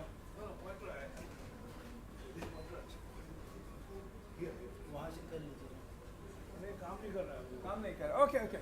You know, this. My pictures are so obvious. I don't need to point it out. Now look at this picture on the left side. These are motor neurons grown in non-ALS CSF. Look at the soma neura, is so beautiful. And look at the right panel. The same neurons grown in ALS CSF, condensed nucleus. And I want to show you the beaded neurites. This is a sign of degeneration of neurons. The soma condenses, and there is a beading of neurites. And when I go to a next slide, this is also a motor neuron. And look at the beading of neurites. That means it is undergoing degeneration. The other mark of degeneration was, if you look at the soma, the neurofilaments are phosphorylated. You know, a neuron has got neurofilaments. Cytoskeleton, have you heard of cytoskeleton? A neuron has got neurofilaments. Sorry to bother you. Yeah. So, within the neurons, neurofilaments should not be phosphorylated. Because if they get phosphorylated, it cross-links other structures, so exoplasmic transport is affected. This happens in other neurological diseases also, hyperphosphorylation of neurofilaments. So, this is an apparently good-looking neuron, motor neuron, but it is undergoing degeneration as indicated by the hyperphosphorylation of neurofilaments in the soma and bleeding of neurites. Sir, your voice is not audible over there, sir. Sir, Yeah. See, I have to listen to my producer and director. Yeah. Then we use a cell line, the motor neuronal cell line, and again we showed that if you expose these cells to CSF from ALS patients, they undergo degeneration and die through apoptosis. How do we do it? We can do tunnel staining and caspase 3 labeling. These are markers for apoptosis. Have you heard of apoptosis? Excuse me? Have you heard of apoptosis? No. This is a naturally occurring neuronal death. It's a phenomena of death. So these cells undergo apoptosis following exposure to ALS CSF. So we have proved by showing that hyperphosphorylation of neurofilaments in the soma, bleeding of neurites, also by using tunnel and caspase staining. So the CSF is very toxic to motor neurons, whether you use primary cultures of motor neurons or neuronal cell line. So then we derived, as I mentioned to you in my first slide, that we derived motor neurons from human embryonic stem cells, because we want to show that even it happens with human motor neurons. So these are motor neuronal markers which we use. Chat, beta 3 tubulin, that's a merge image. So we get human embryonic stem cells and use different chemicals and growth factors and make them motor neurons. These motor neurons behave indeed like normal motor neurons because they fire, electrical firing, action potentials occur. And we measure the action potential, we quantify. Based on the frequency of firing, we could say that these are 80% of these neurons are projection neurons. So then when we expose these neurons to ALS CSF, they undergo degeneration, and there is a reduction in the cell number, also increased lactate dehydrogenase activity as shown in the panel of histogram, the bottom one. So motor neuron derived from human embryonic stem cells also undergo degeneration with ALS CSF. So I don't have time to go through it. We also injected ALS CSF into rats to study the motor performance. We again showed that the motor performance is affected. Then if you look at the spinal cord sections of this rat, where the motor neural performance was affected, we found there is a down regulation of glutamate transporter and increased GFAP, astrogliosis. See, this glutamate transporter is very important for motor neuron. It is in fact present in the astrocytes. So the transmitter is glutamate. So when the glutamate action is over, it has to be mopped up. He also told me, told in the spinal, when he talked about the spinal cord situation, excitotoxicity, Dr. Deshpande mentioned. So this really happens here. Why? Because the glutamate is released by presynaptic neurons, And the GLT-1 should take back the glutamate once the action is over.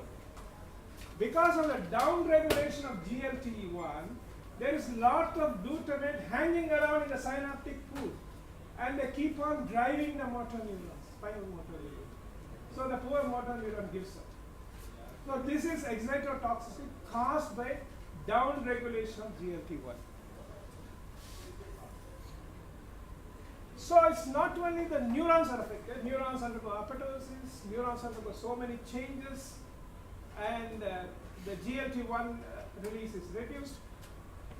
And if you look at the microglia, you all heard about microglia. Dr. Deshpande also mentioned the morning. See, the resting microglia always monitor the entire nervous system, what's happening, they are dynamic responders. If anything happens going wrong, the microglia will respond. So normally the resting microglia are ramified, but once there is an insult, they become huge amoeboid, ready to engulf the debris of motor neurons. So the resting microglia can become activated microglia, and we call it M2 and M1 microglia. And the microglia become very big amoeboid, and they start releasing microvesicles, which are shown here. Through microvesicles, the microglia can transmit toxic factors to the neighboring cells. And there was a dramatic change in the astrocytes also. Astrocytes in culture, normally epithelioid, big cells, as shown in the left panel. But once, when they are exposed to ALS-CSF, they become process sparing. These are neurotrophic, these ones are neurotoxic. See here, the CSF is able to convert a supporting astrocyte to a toxic astrocyte. So I don't want to go into detail. To summarize, several things happen. There is CSF from ALS patient, not from non-ALS patient, causes selective vulnerability of ventral horn motor neurons. There is a tremendous organelle dysfunction, mitochondria affected, Golgi apparatus is affected, ER endoplasmic reticulum is affected, and reduced expression of ion channels, especially voltage activated ion channels, and aberrant neurofilament phosphorylation, abnormal cortical motor neuron firing, and apoptotic and necrotic death. Not only the neurons are spared, even muscles are affected with ALS-CSF injury. The neuromuscular junction gets disrupted, and type 2 fast fibers undergo atrophy. So the changes are not restricted to the neurons or the muscle. The glial cells undergo a lot of changes.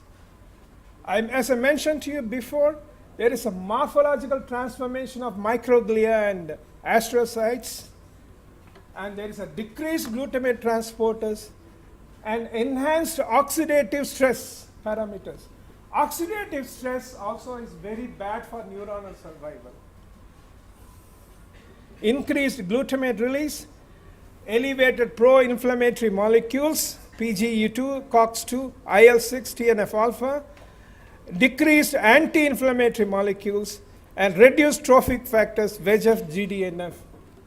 So, the CSF affects glial cells, both microglia and astrocytes. When they get affected, they release all this pro-inflammatory toxic molecule, increased oxidative stress. Normally they produce neurotrophic factors. Neurotrophic factors are very important for neuronal survival. That is reduced. So we went on showing for years, I'm talking to you about 27 years or 30 years of research, and based on 100 publications, more than 100 publications. So we said that ALS-CSF has got toxicity. It affects neurons, it affects muscle, it affects glial cells. what is in the ALS CSF which is producing this toxicity. And we were able to identify a marker, and that is, as you see here, that's called chitotriosidase. This is a microglia secreted marker which is hugely elevated in the CSF of ALS patients. So that's the actual plot, and you're looking at normal CSF, non-ALS CSF, ALS CSF. Now there was an increase of more than 23 folds in ALS CSF, this particular molecule. See, when you do research, sometimes you do take risks. You should be prepared to put your neck on the chopping board. Just don't do boring research, take challenges. I'm going to do something. Sometimes it pays off, sometimes it doesn't pay. This time it paid off. We looked for a molecule, and we could get this molecule which is hugely upregulated. And can it be used as a diagnostic marker? This is a protein, chitotriosidase 1, and it has got enzymatic activity also. Look at the data here. These are all published. A CHIT1 level can distinguish ALS patients with a sensitivity of 87% and a specificity of 83.3%. Enzyme activity has a sensitivity of 80.4% and specificity of 80%. Now comes the magic. If you use both the protein data as well as the enzyme activity, combining chitotriosidase levels and activity gave a positive predictive value of 97.78% and a negative predictive value of 100%. So this could be as good as a biomarker for any disease. So when we were saying all these things, in science, other thing very important you all have to remember. I wish I could get your attention. In the science, which is very important, is you do research, you get data, you publish it. But your work has to be reproduced by others. Otherwise, what is a fun, You can, okay, something might have gone wrong, so others are unable to reproduce, you have, people even wonder, I wonder how you got this data. So in our case, several publications throughout the world that managed to reproduce our results, and chitotriosidase has been accepted as an early biomarker for ALS disease. So the next thing is you identify molecule. How does it work to produce the pathology of ALS? How these molecules act to make motor neurons undergo, I can easily catch students, sorry. And how this molecule can act to cause neurodegeneration. So we found that this molecule can activate microglia and make microglia to produce microvesicles which can carry toxic molecules. And this chitotriosidase, when you inject it intrathecally into the rats, look at here.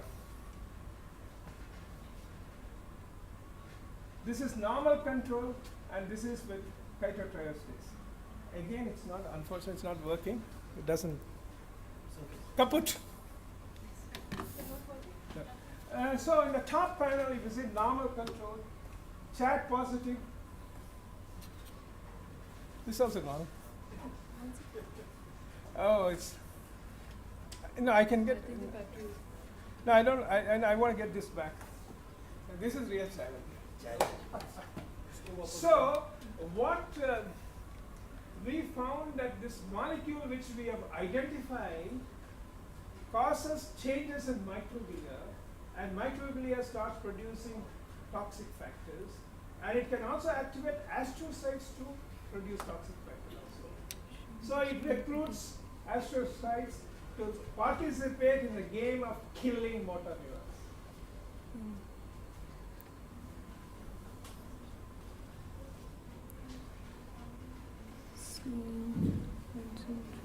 So, I'm not. Is it something to here? No, this is for this, I think so. And finally, we constructed the model, and And we showed that the CSF from ALS patients, it activates microglia, and microglia releases toxic factors. That will also activate astrocytes. And both glial cells together, it's like a vicious cycle sensor. So activation, activation, activation, more reactive oxygen species and cytotoxic. That is for this only. And ultimately the poor हाँ उधर से sir इनका बीच बीच में जा रहा है या तो इनका नेट का प्रॉब्लम है या कुछ we problem started with the है. hypothesis that CSF has got toxic factors. And we showed that, in fact, there is a molecule in This is for CSF the pointer. that produces this toxicity. And this is happening through the glial cells, primarily through microglia. And we managed to, this work has been accepted and many people could reproduce. Now the challenge is, see, in science, you've got to keep on changing your goalposts. Science must always progress, it never stops. So our theory is that motor neuron disease or ALS represents a neuroinflammation and very severe form of neuroinflammation. And how do you prove it in human patients?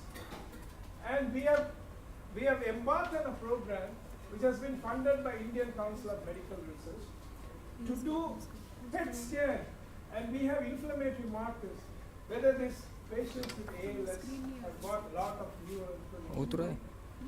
Now, other critical experiments you have to do. There's nothing like, you work on motor neurons, you just work on glial cells in isolation.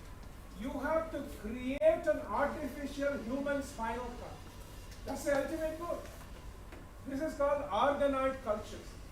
And that is a trend, people do it.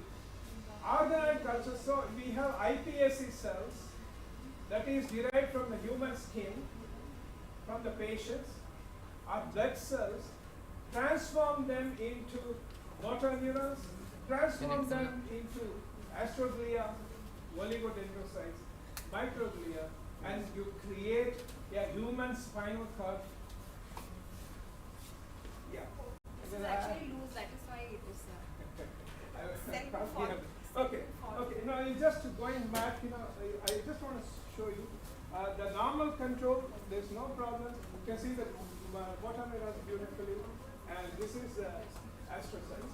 But when I inject chitotriostates, and the motor neurons are affected, you don't see the chat positive neurons and glia also are affected.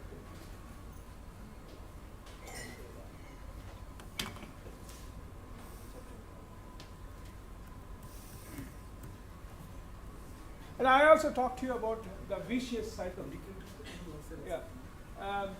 Where the microglia release the chitotriostates. It acts on microglia themselves. They get activated.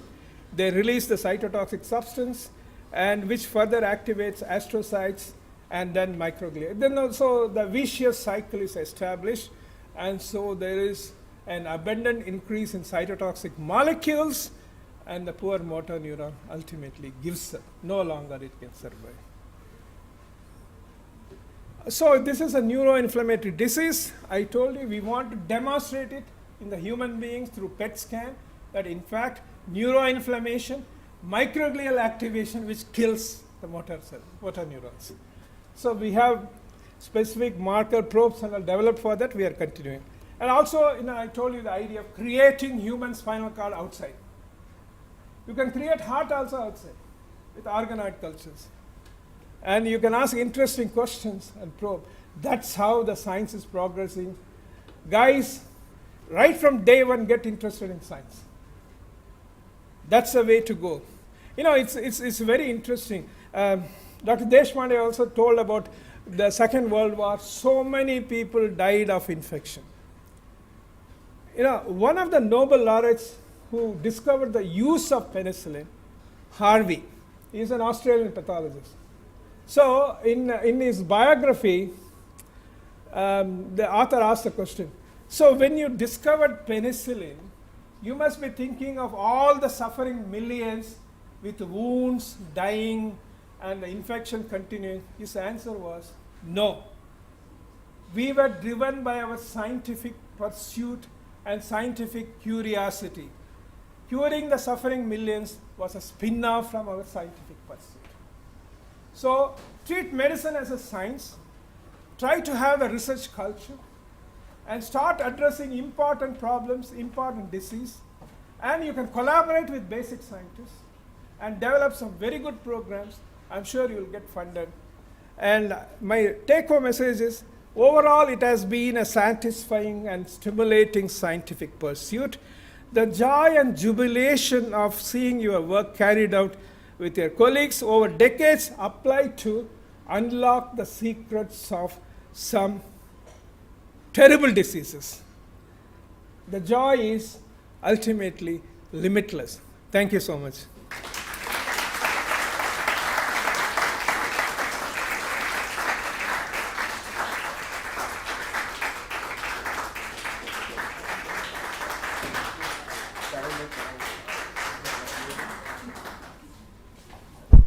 On the behalf of organizers, I profusely thank Professor Raju for his such illuminating talk. Look guys, this is the story which is a nutshell of the entire career, you know, of 25 to 30 years. So this is so much of an energy that we want to share with you. So I thank you very much, sir. So please.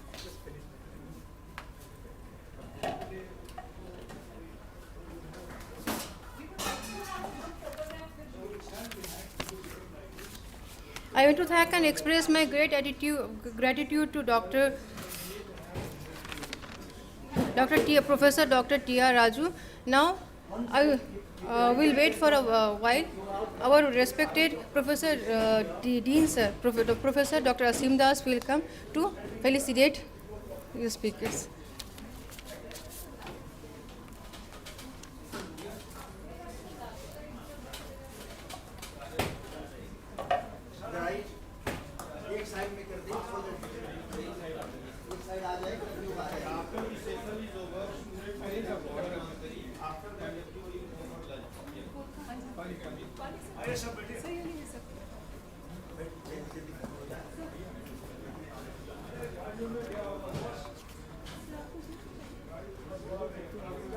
मुझे ना पहला उनका देना professor doctor T R Raju yes sir एक बार उनका करना doctor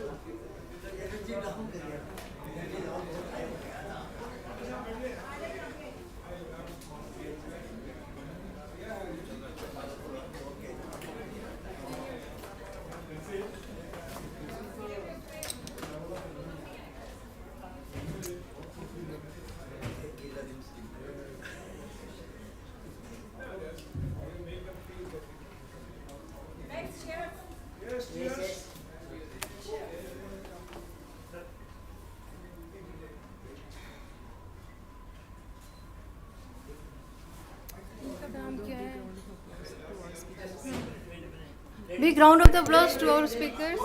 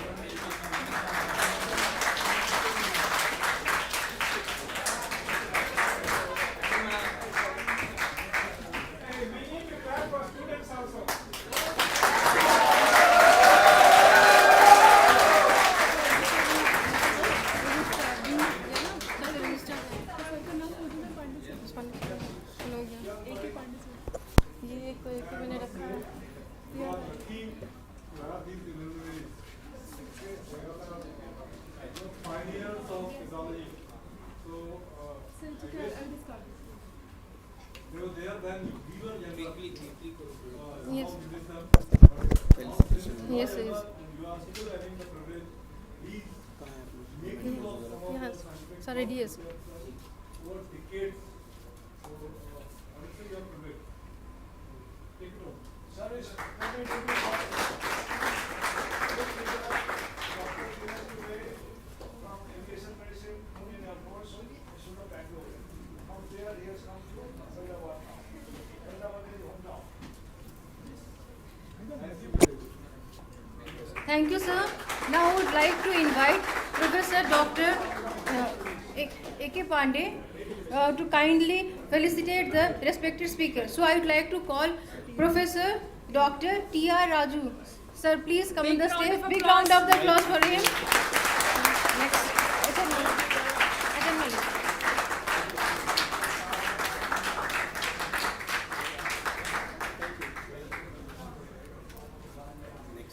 Next, I would request Professor Dr. H.L. Malik to please come on, guys.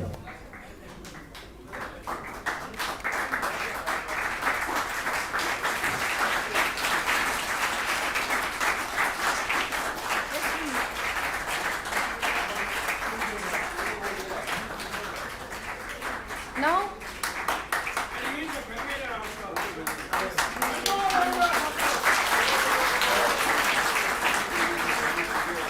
Now I would like to request Professor Dr. S.P. Deshpande please to come on the stage.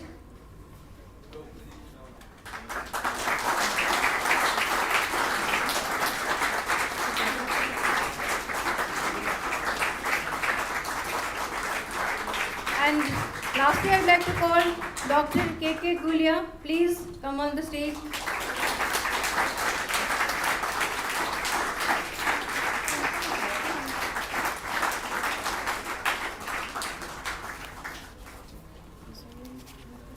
Now students, all the students are requested to move to Dhanvantari Hall for a very important plenary lecture, Confluence of Health Sciences, Current Pandemic and Preparedness of Future. So followed by it's only 20-25 minutes talk. After that everybody go to lunch. Thank you.